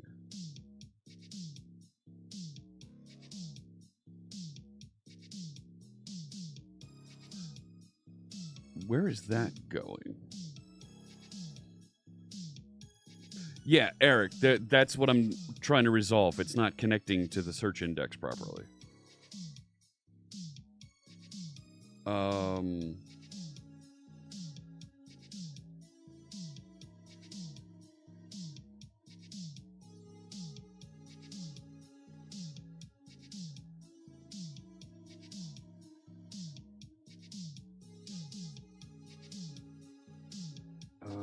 And the custom domains are still wired. Good.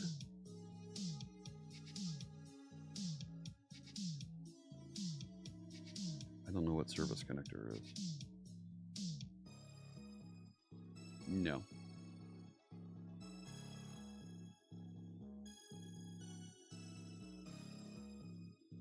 Azure Client ID. Well, there's some connection strings.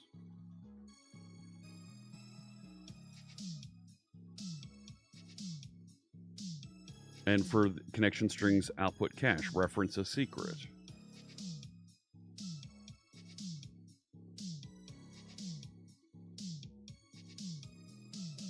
But it...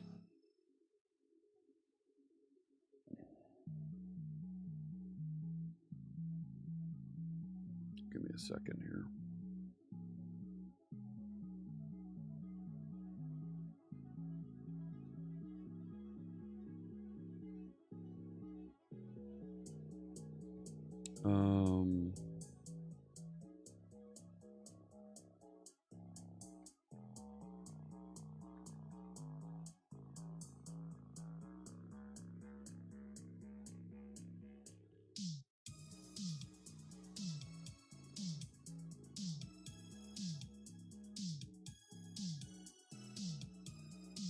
Yeah, connection strings output cache.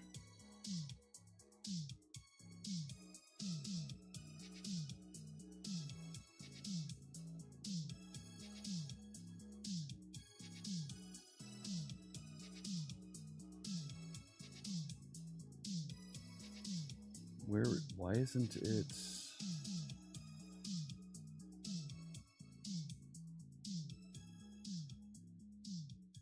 Where did my output cache connection string go?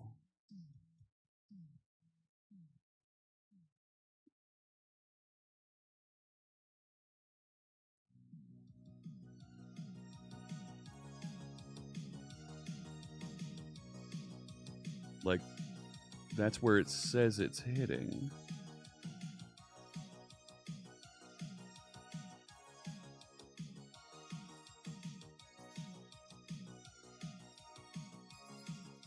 It's not in app settings JSON.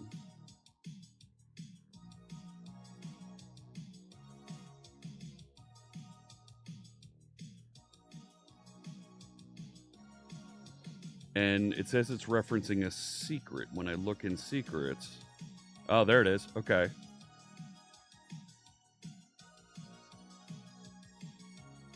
So where is that coming from?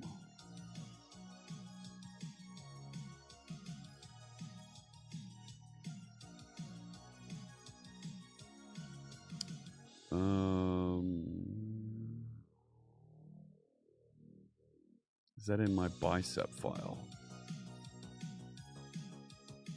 I'm trying to keep things that might contain secrets off screen, pardon me, while I'm looking at this.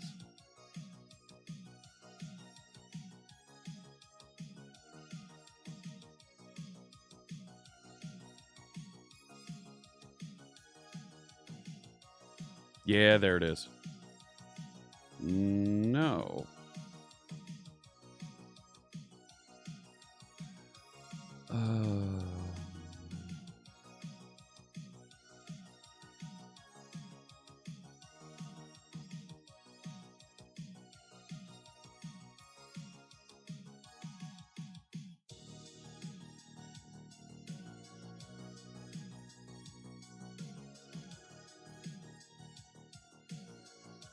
So, where's the secret?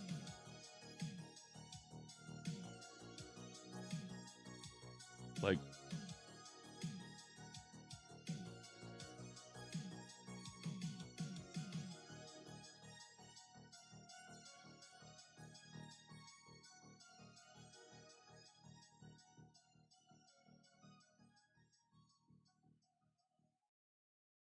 I don't.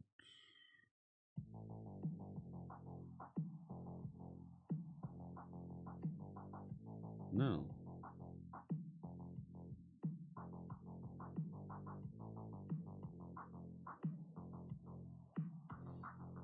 Pardon me while I look at this. Like I'm literally juggling secrets here, and I'm trying not to dox myself, but I also want to make sure that you get to see as much as possible here. Yeah. How you doing there? Thank you for the follow.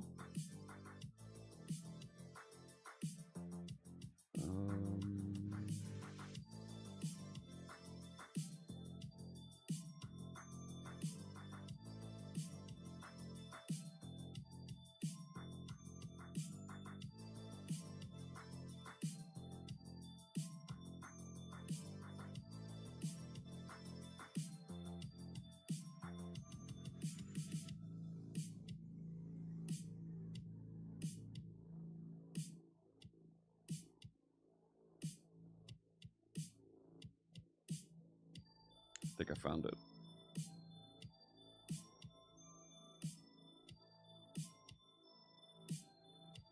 I think I found it. Okay.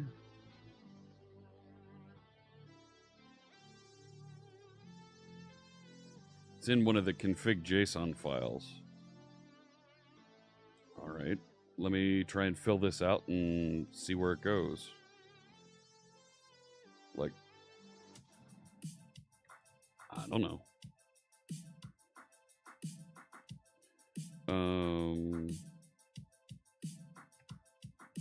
I thought specifying with environment, it would copy it out as a secret. Right? No.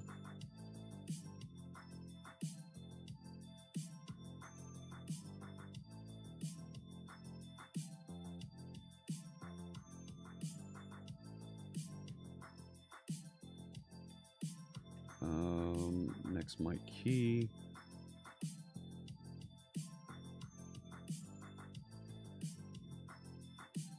They're trying to find ways to make this easier for folks to use.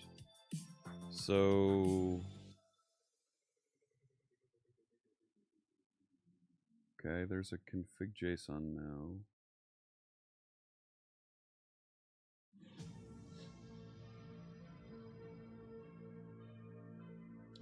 So if I look at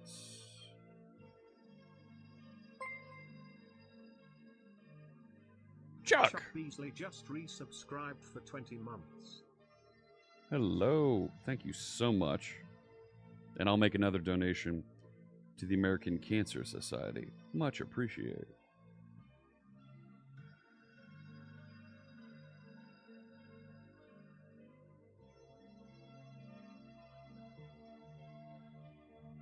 No.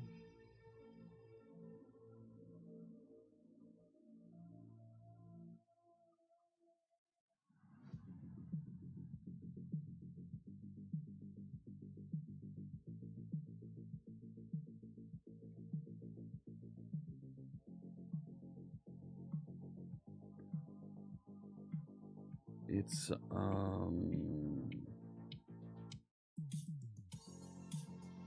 There it is.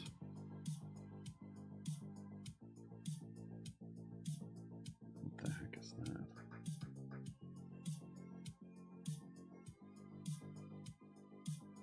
that? Is it tomorrow? Could be. So I'm going to update. I think I can show you this part.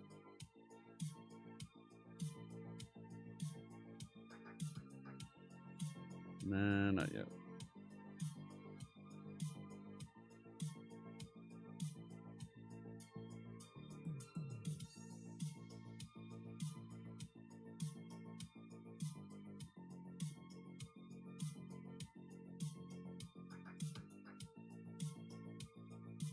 Name this, that. Let's see if that builds and deploys and all that stuff.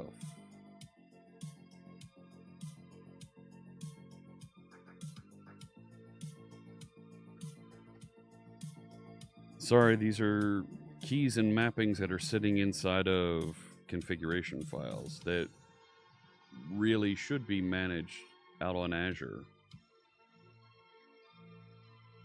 Feels weird. Attempting to add search keys.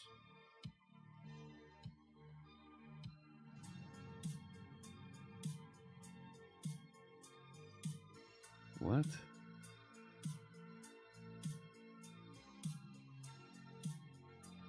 Okay.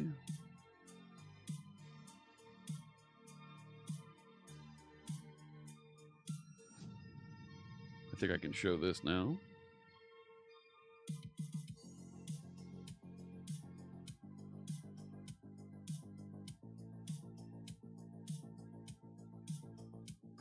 One second.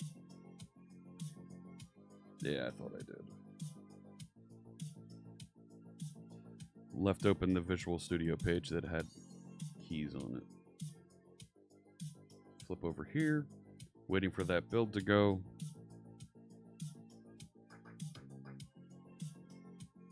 Yeah, I'm not involved in that event. That's another group that's running that.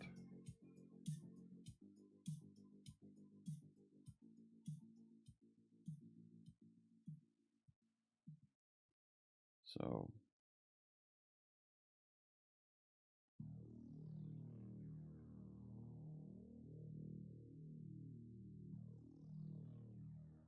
come on, almost there. I can see it. There it is, deploying.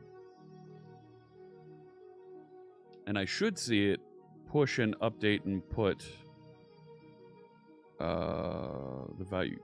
Can you get a container's local IP address? Yes? No? You can get the internal IP address. I got that for something the other day. But it's possible to, yes.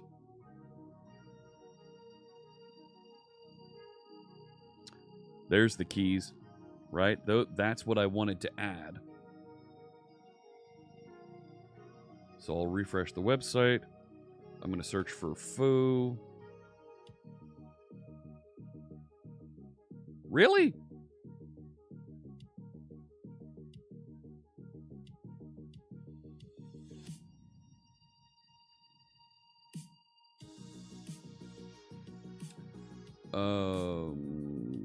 Database.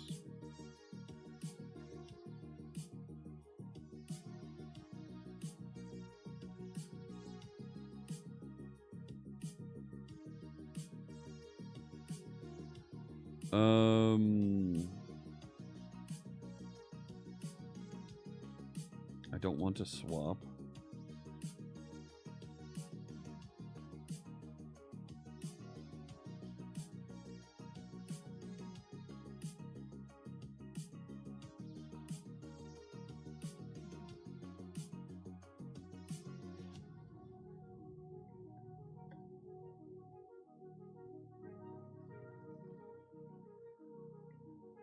No errors. How are there no errors when it's reporting that there's an error?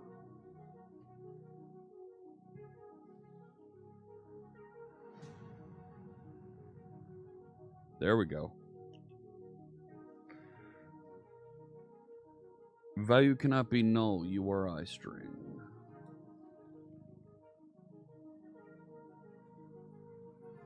Repository 185.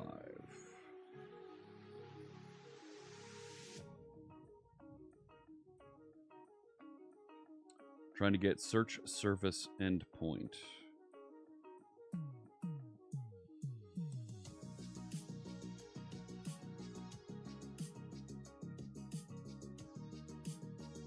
Search service endpoint. Yeah. It's there.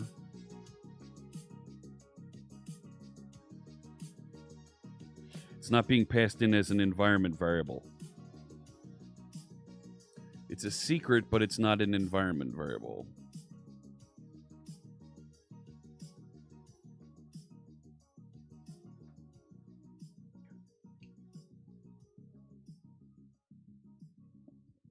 Let me see if I can find this. I gotta go spelunking in my configuration files.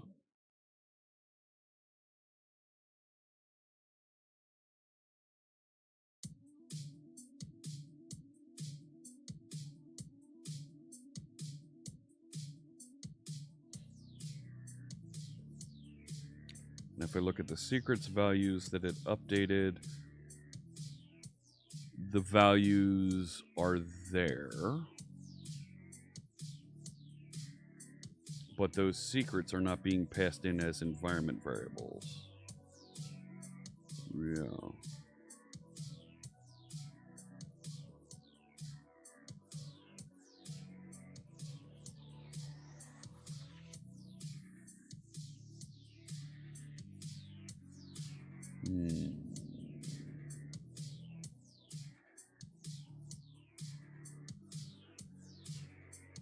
Oh, they're down here in the template and I didn't add them.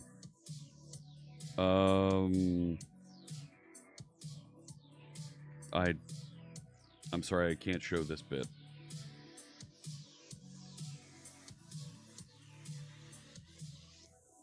I can't quite show this bit.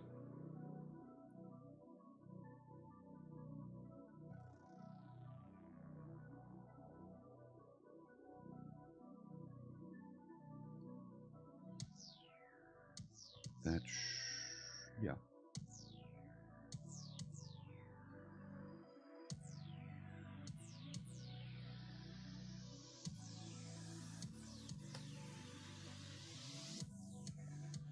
Added secrets as environment variables.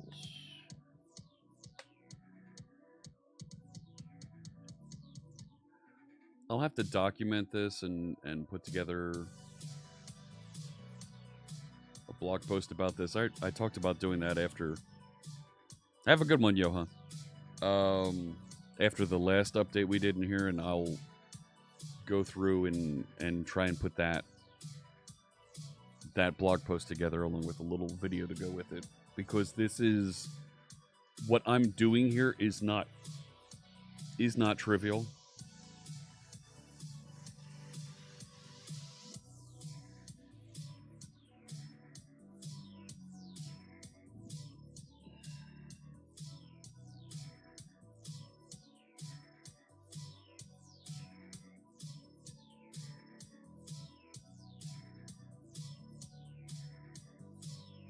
Because another thing that I'm doing here is I'm forcing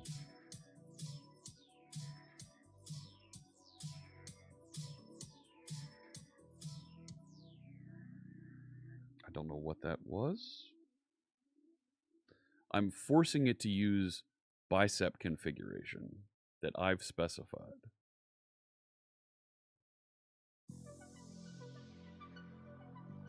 Hey, Dukasoft. So when I add new features to App Host, it doesn't know what to do with those. There it goes. It says it's updated.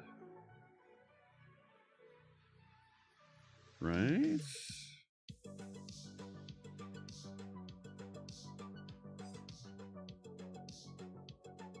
I don't see the environment variables that I specified.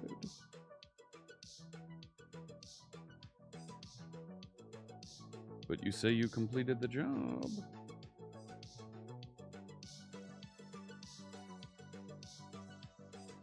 Let's refresh. Come on, come on, come on, come on, come on, come on. There they are. So now if I go back over here, hard refresh. Now my search works. Now you can search Aspirify. Yeah. Preview 6. There it goes. Foo. If you don't search for anything, it throws an error, and I should probably handle that. Oh, look. I got it.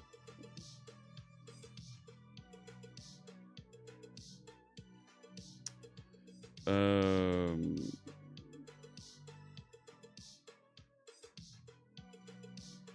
we go.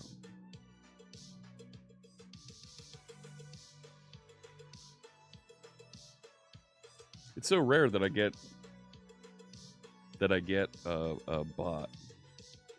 Let's take a look at what the error is and see if we can just handle it a little bit cleaner. You know?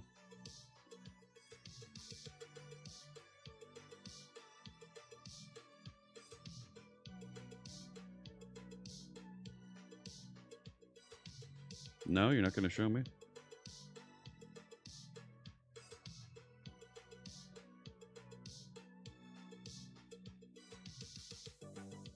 Or is this an output, something that's output cached?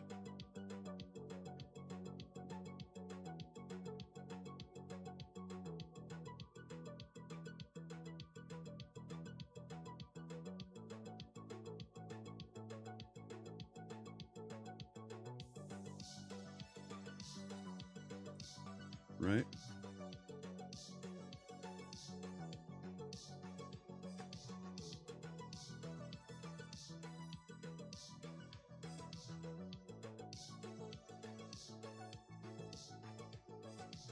Yeah, if I search for empty string... Really?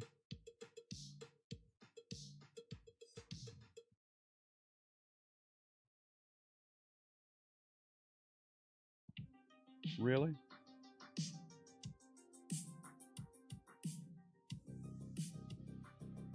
You're not going to refresh for me.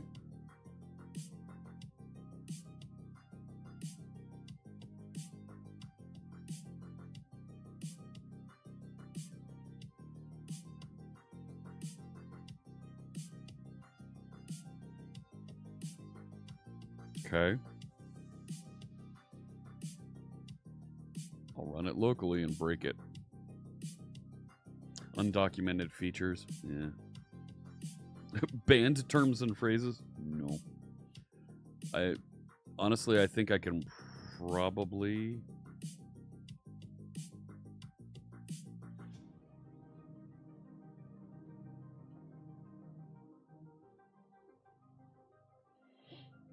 I can probably go down here and just add a check that says if string is empty, don't search.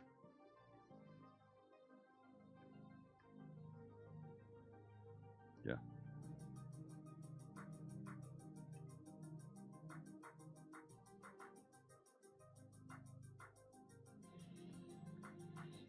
If string, what were we trying to suggest there?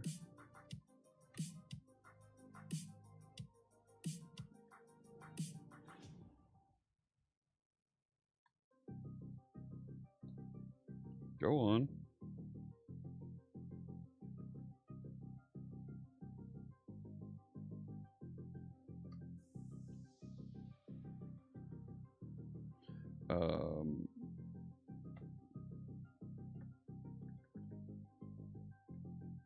And let's just, no, you're not going to create that for me. Fine. Private string, error massage.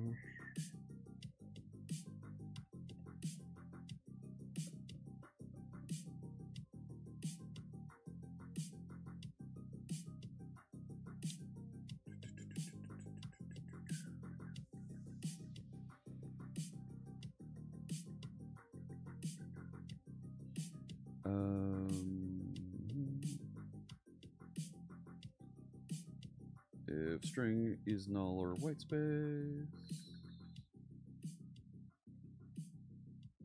Error message. Why didn't you? Thank you. Mm-hmm.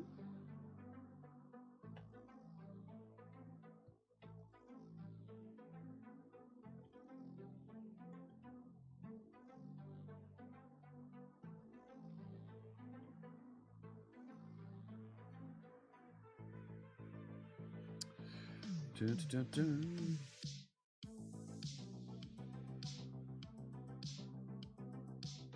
Just keeping an eye on the clock. I have a meeting in about a half an hour.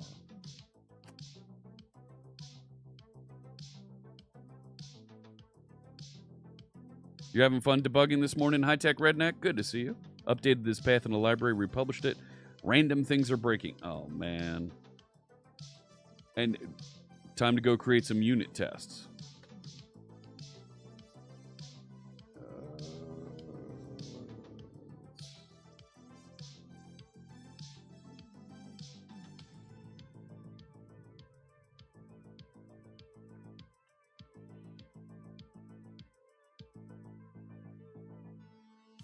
Is null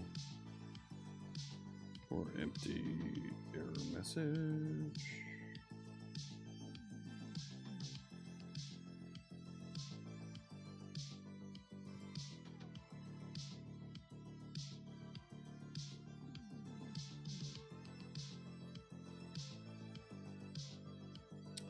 No. Let's move this.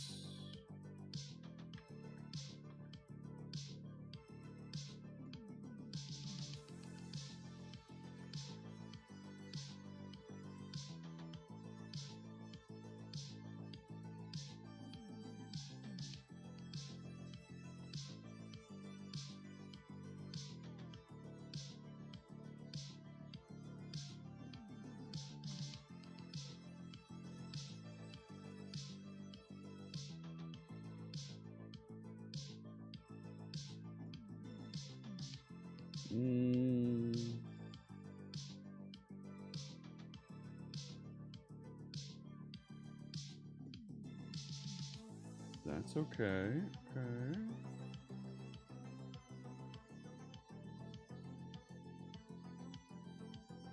I think that works. Ain't nobody got time for that. Yeah, right.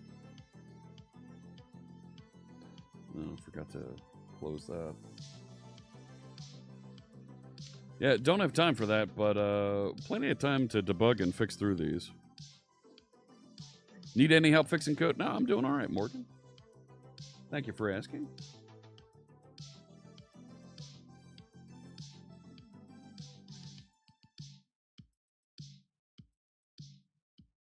So, put that through. Search term is required. Cool.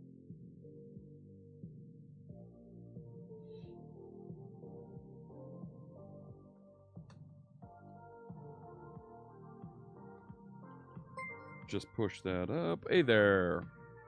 Aztec Consulting just resubscribed for 44 months. 44 months is not nearly enough to support all your hard work. Keep being you, buddy. Thank you so much. Hope you're having a great Monday there, Aztec Consulting, and I'll make another donation to the American Cancer Society. Okay, so that's going to get that pushed up, and Search will have that little bit of error handling in there. So, right, Spirify.net. Hey, I want to work with database. There you go. Now we get our database article. Cool. There is a little blurb on the side that's in the base template for RSS. Let me add that to the side panel here. Let me open up the base template. We'll take a look at that real quick. because I want to make the RSS a little more discoverable. This mosaic at the top, I'm going to add that later today as well. The carousel here, I'm not as concerned about. Not the breaking news, not this, not that. RSS feeds right here. This block. I don't have an email sender wired up, but I can drop in a link here for the RSS feeds. So subscribe to RSS, this. And I'll go back to the home page. I'd like to go to the home page. Is it here? Add the link for the RSS. Yeah.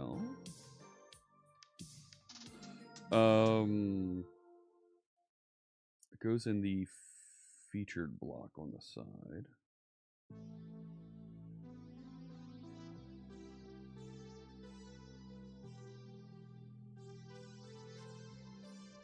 Right there.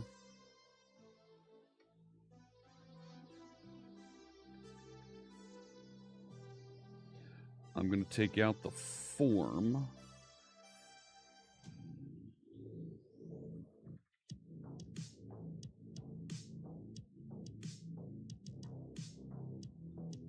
With our RSS feed.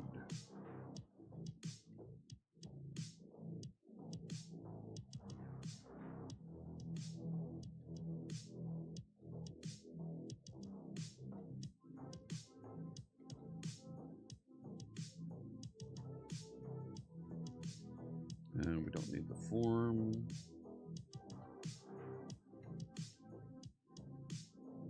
See what that looks like, and if it's assuming it looks right, I'll just copy it in. You know what? Why didn't I make that a component? Why didn't I make that a component?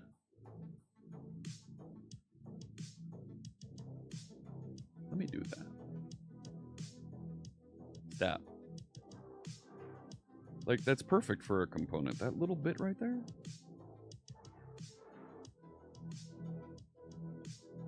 Right? RSS widget dot resort. Thank you. Just paste that in because I'll activate that form so you can subscribe, and we'll set up newsletters at some point in the future. But there we go. Back over to the home page.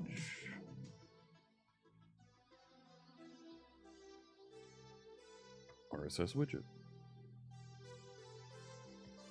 And I'll go to the categories list. Not the cat, no. Categories resort. Oh, this doesn't have the sidebar. Okay. Does the article page have the sidebar? No, that doesn't have the sidebar either. What else has the sidebar?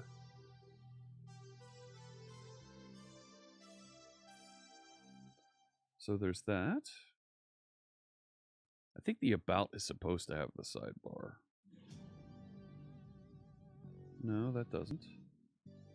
Ooh, what happened over...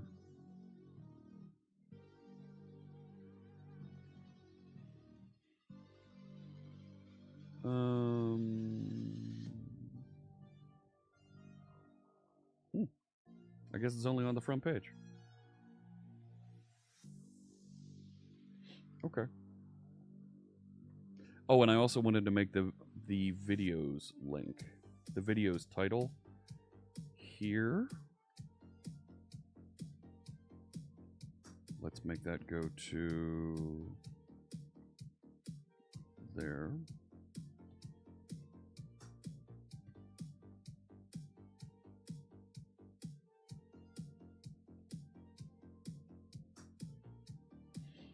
And then we'll call it a day. Oh, it's on search results. That's where else it is.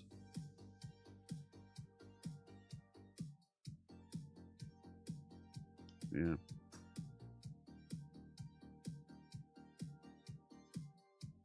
There we go. Subscribe to RSS feeds. And down here's the latest videos. And that properly takes you over here. The highlight up top isn't great. There's the RSS feed.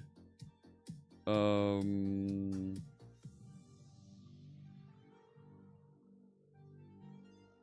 you know what? I went down.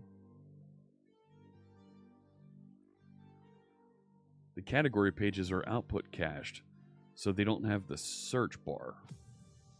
That's what's going on there. Okay. But the search results, right, has the featured post next to it.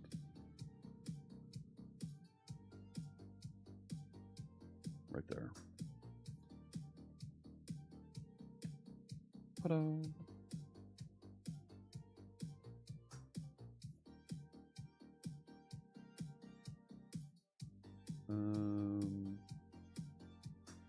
I'll refresh, push that update. Right? Should the single post page? It should have the sidebar also. Which means I should start thinking about putting the sidebar in its own component. So, yeah.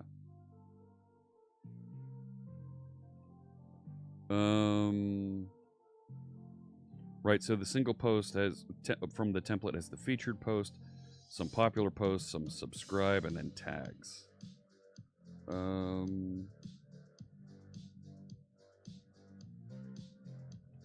Where do I have article page? I do need a share. Right, the share bar, I need to get that figured out.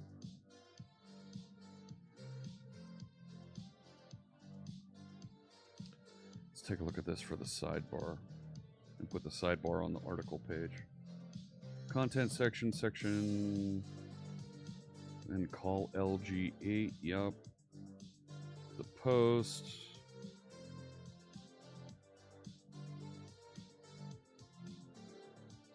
Add posts block. You might also like. We got to figure that out at some point. Ooh, an author profile box. And then comments. We're not going to do comments. Comments turn into ugliness. There we go.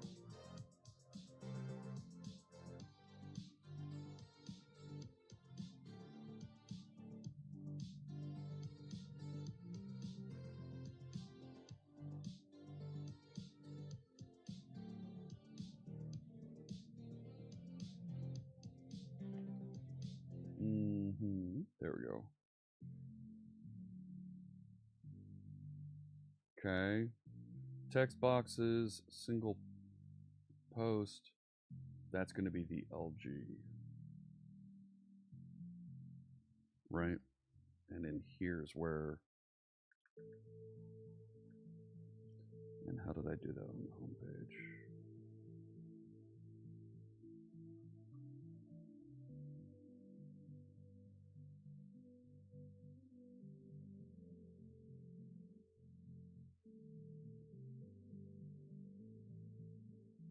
Just do that exact same thing.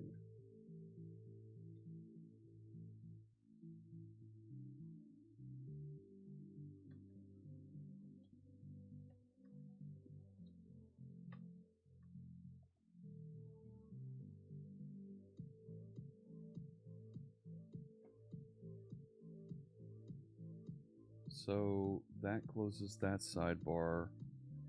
That closes that call. I need one more div. That's not how I spelled div.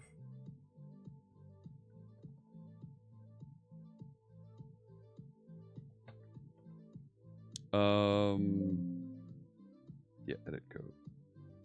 So I actually put a bit inside there that it'll go find the top featured article. You've been trying to use Aspire on your Azure tenant in a resource group. You got a permissions issue saying you need to be owner. I've run into this also. I've run into that also. Yeah, because it creates and manages resources. So they've heard that bit of feedback. And yeah, that's going to get addressed. I think right, the category page should also have feature stuff down the side. See, I really should turn that sidebar into a component so that as I finish features, it just rolls out in all the pages.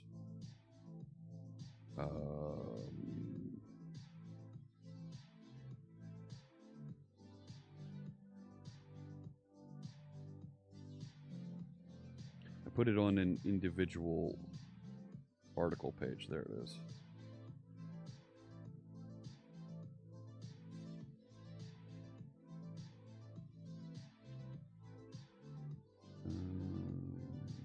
Here. Yeah, it should scroll that entire article. I'm not going to get wrapped up in that right now.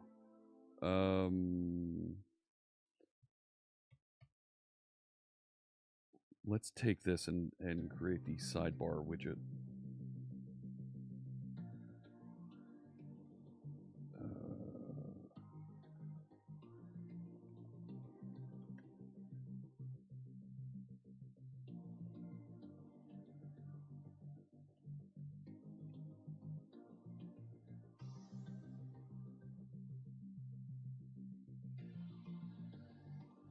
So then I can just replace this with sidebar. And I'll go over to home.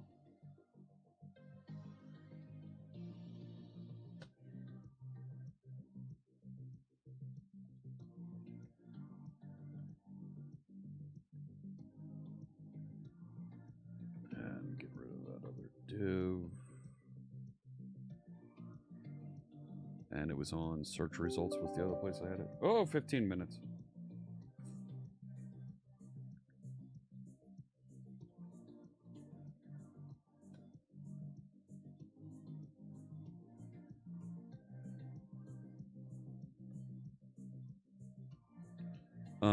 So now it should be pretty easy for me to add to categories page.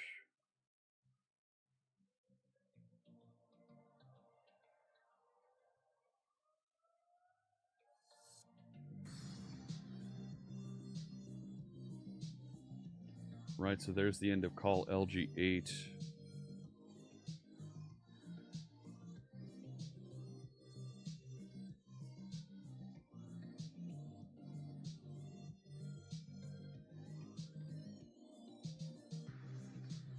So I'll place that. Yep, sidebar.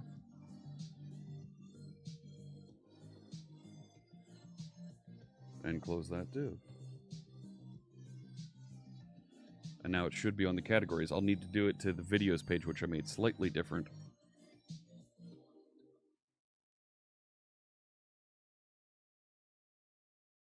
Have a good one, Napalm.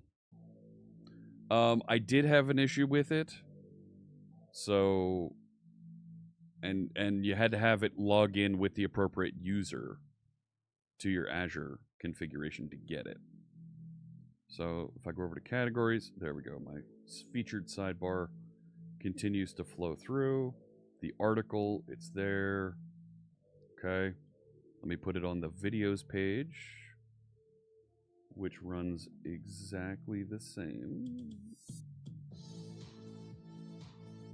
as the categories, but it, like I specifically did it for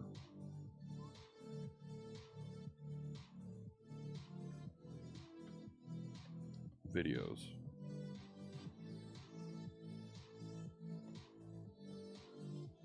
We'll check that and we'll get it pushed out. How did I get around it? There's a GitHub login that you have to do to get it to fire. Oh, shoot. Come here. So there is a template that's available. And I grab that template and I set up these secrets inside my repository, and now it knows how to log in properly with those and be on the correct client with the correct subscription. So there's instructions about how to do it up in here. So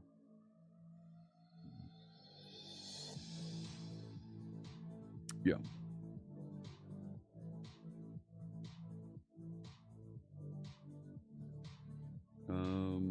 So I just reset. There's that.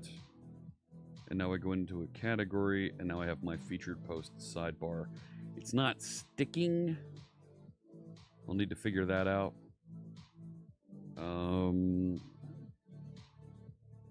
Is there sidebar sticky sidebar, the IA sticky sidebar? Is it on that? Yeah, it's right there.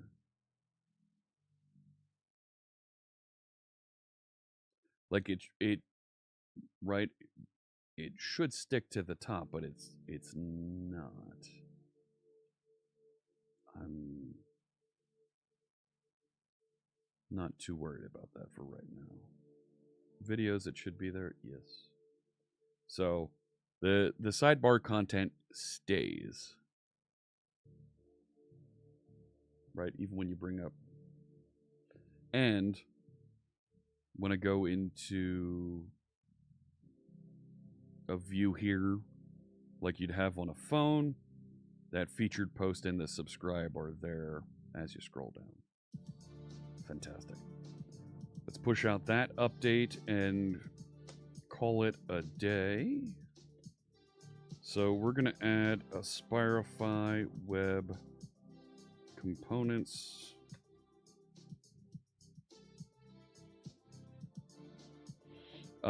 Added sidebar with RSS widget to most pages. I still need to put it on the about page. It's fine.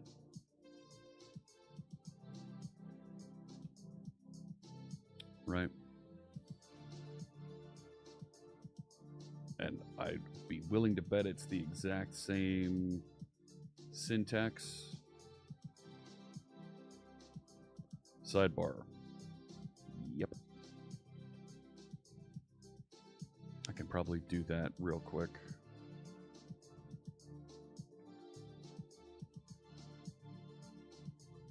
Right. There's the about box. That's for call LG 8.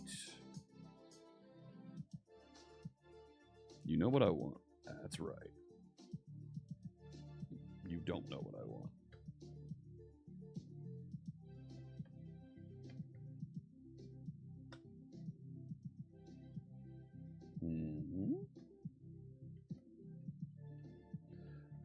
Added sidebar to about page. I really should check it before I launch, before I run it. Just take a quick peek. And then we'll push this thing live.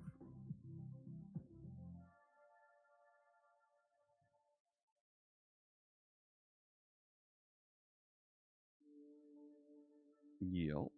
And over here. There it is.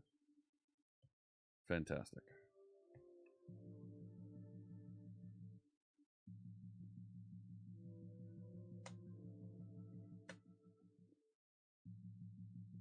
And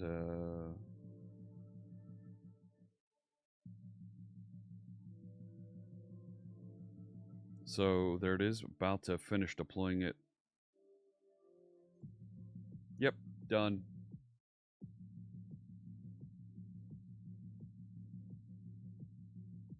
There's the new sidebar with a link to the RSS feed. The about page will not have it yet. It also has the old layout still.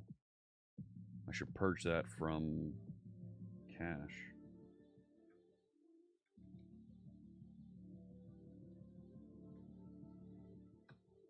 Right?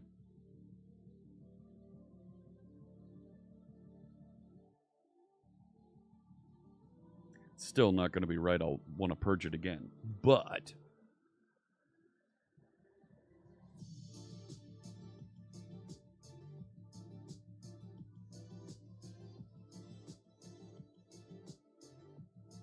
we're getting there.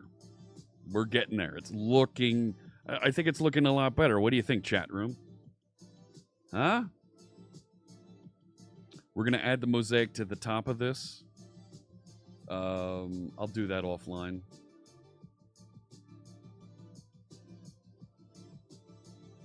And there you go. The About page is in.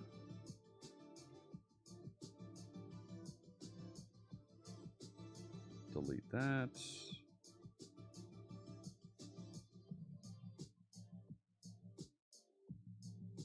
There's the new About page. And it's output cached, so it's updated and looks nice. I need to go keep an eye on some new content. But I think we're in a really good place right now. Looks good and clean. Thank you, Deflux. Yeah. And I want to put this app to bed for a little bit, so we can go back to working on Tags app. I'm going to take care of just a few more things over here. We've hammered through a handful of these issues. We need to start counting views at author pages. An article submission queue would be great to be able to log in so that some of our friends can submit articles as well. The header mosaic, I think, is the next important thing, and some of these others can kind of wait a bit. But looking much, much cooler. And, right, I like having that RSS feed out there so that you can get the latest content as it's being built, as it's being delivered. That last build date, is that right?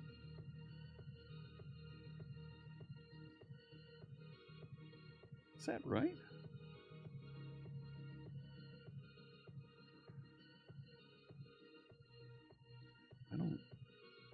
I don't know if it is.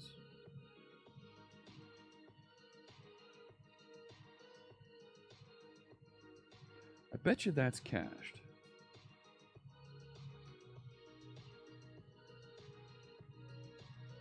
Oh, go find it.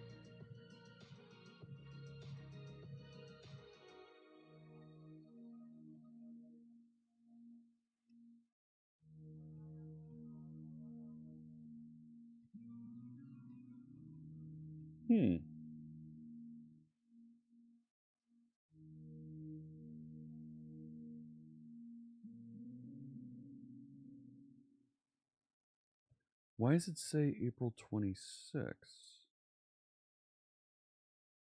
Last mod articles any... Oh! It's the date of the last article that was published. That's why. That's fine. That makes sense. So... it's in the wrong order.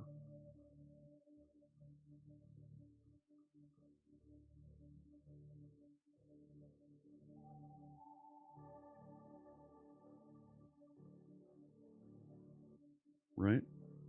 I should probably do, like, order by descending...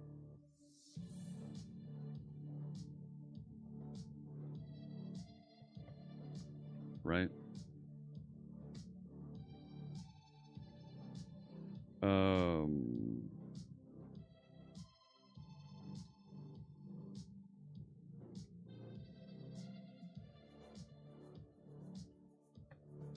There we go. And that'll update and be nothing to it. That's all the time that I have for right now. I do need to get going. It is Meeting Monday here, so I need to get going for that. Thank you so much for tuning in. Really appreciate you joining us. I will be back tomorrow. You're going to see a lot more streams from me in the month ahead. Thursday, I'm off. Thursday, I am going to be out speaking at an event in New York City. I will be at the Javits Center If you're in New York, if you're in the area, you want to head downtown, I'll be at the Javits Center speaking on MongoDB. I look forward to seeing you there. Let me see here. I'm going to get you set up with a raid. Let me take you over to Adam Learns Live, who's doing some work with C# and Godot.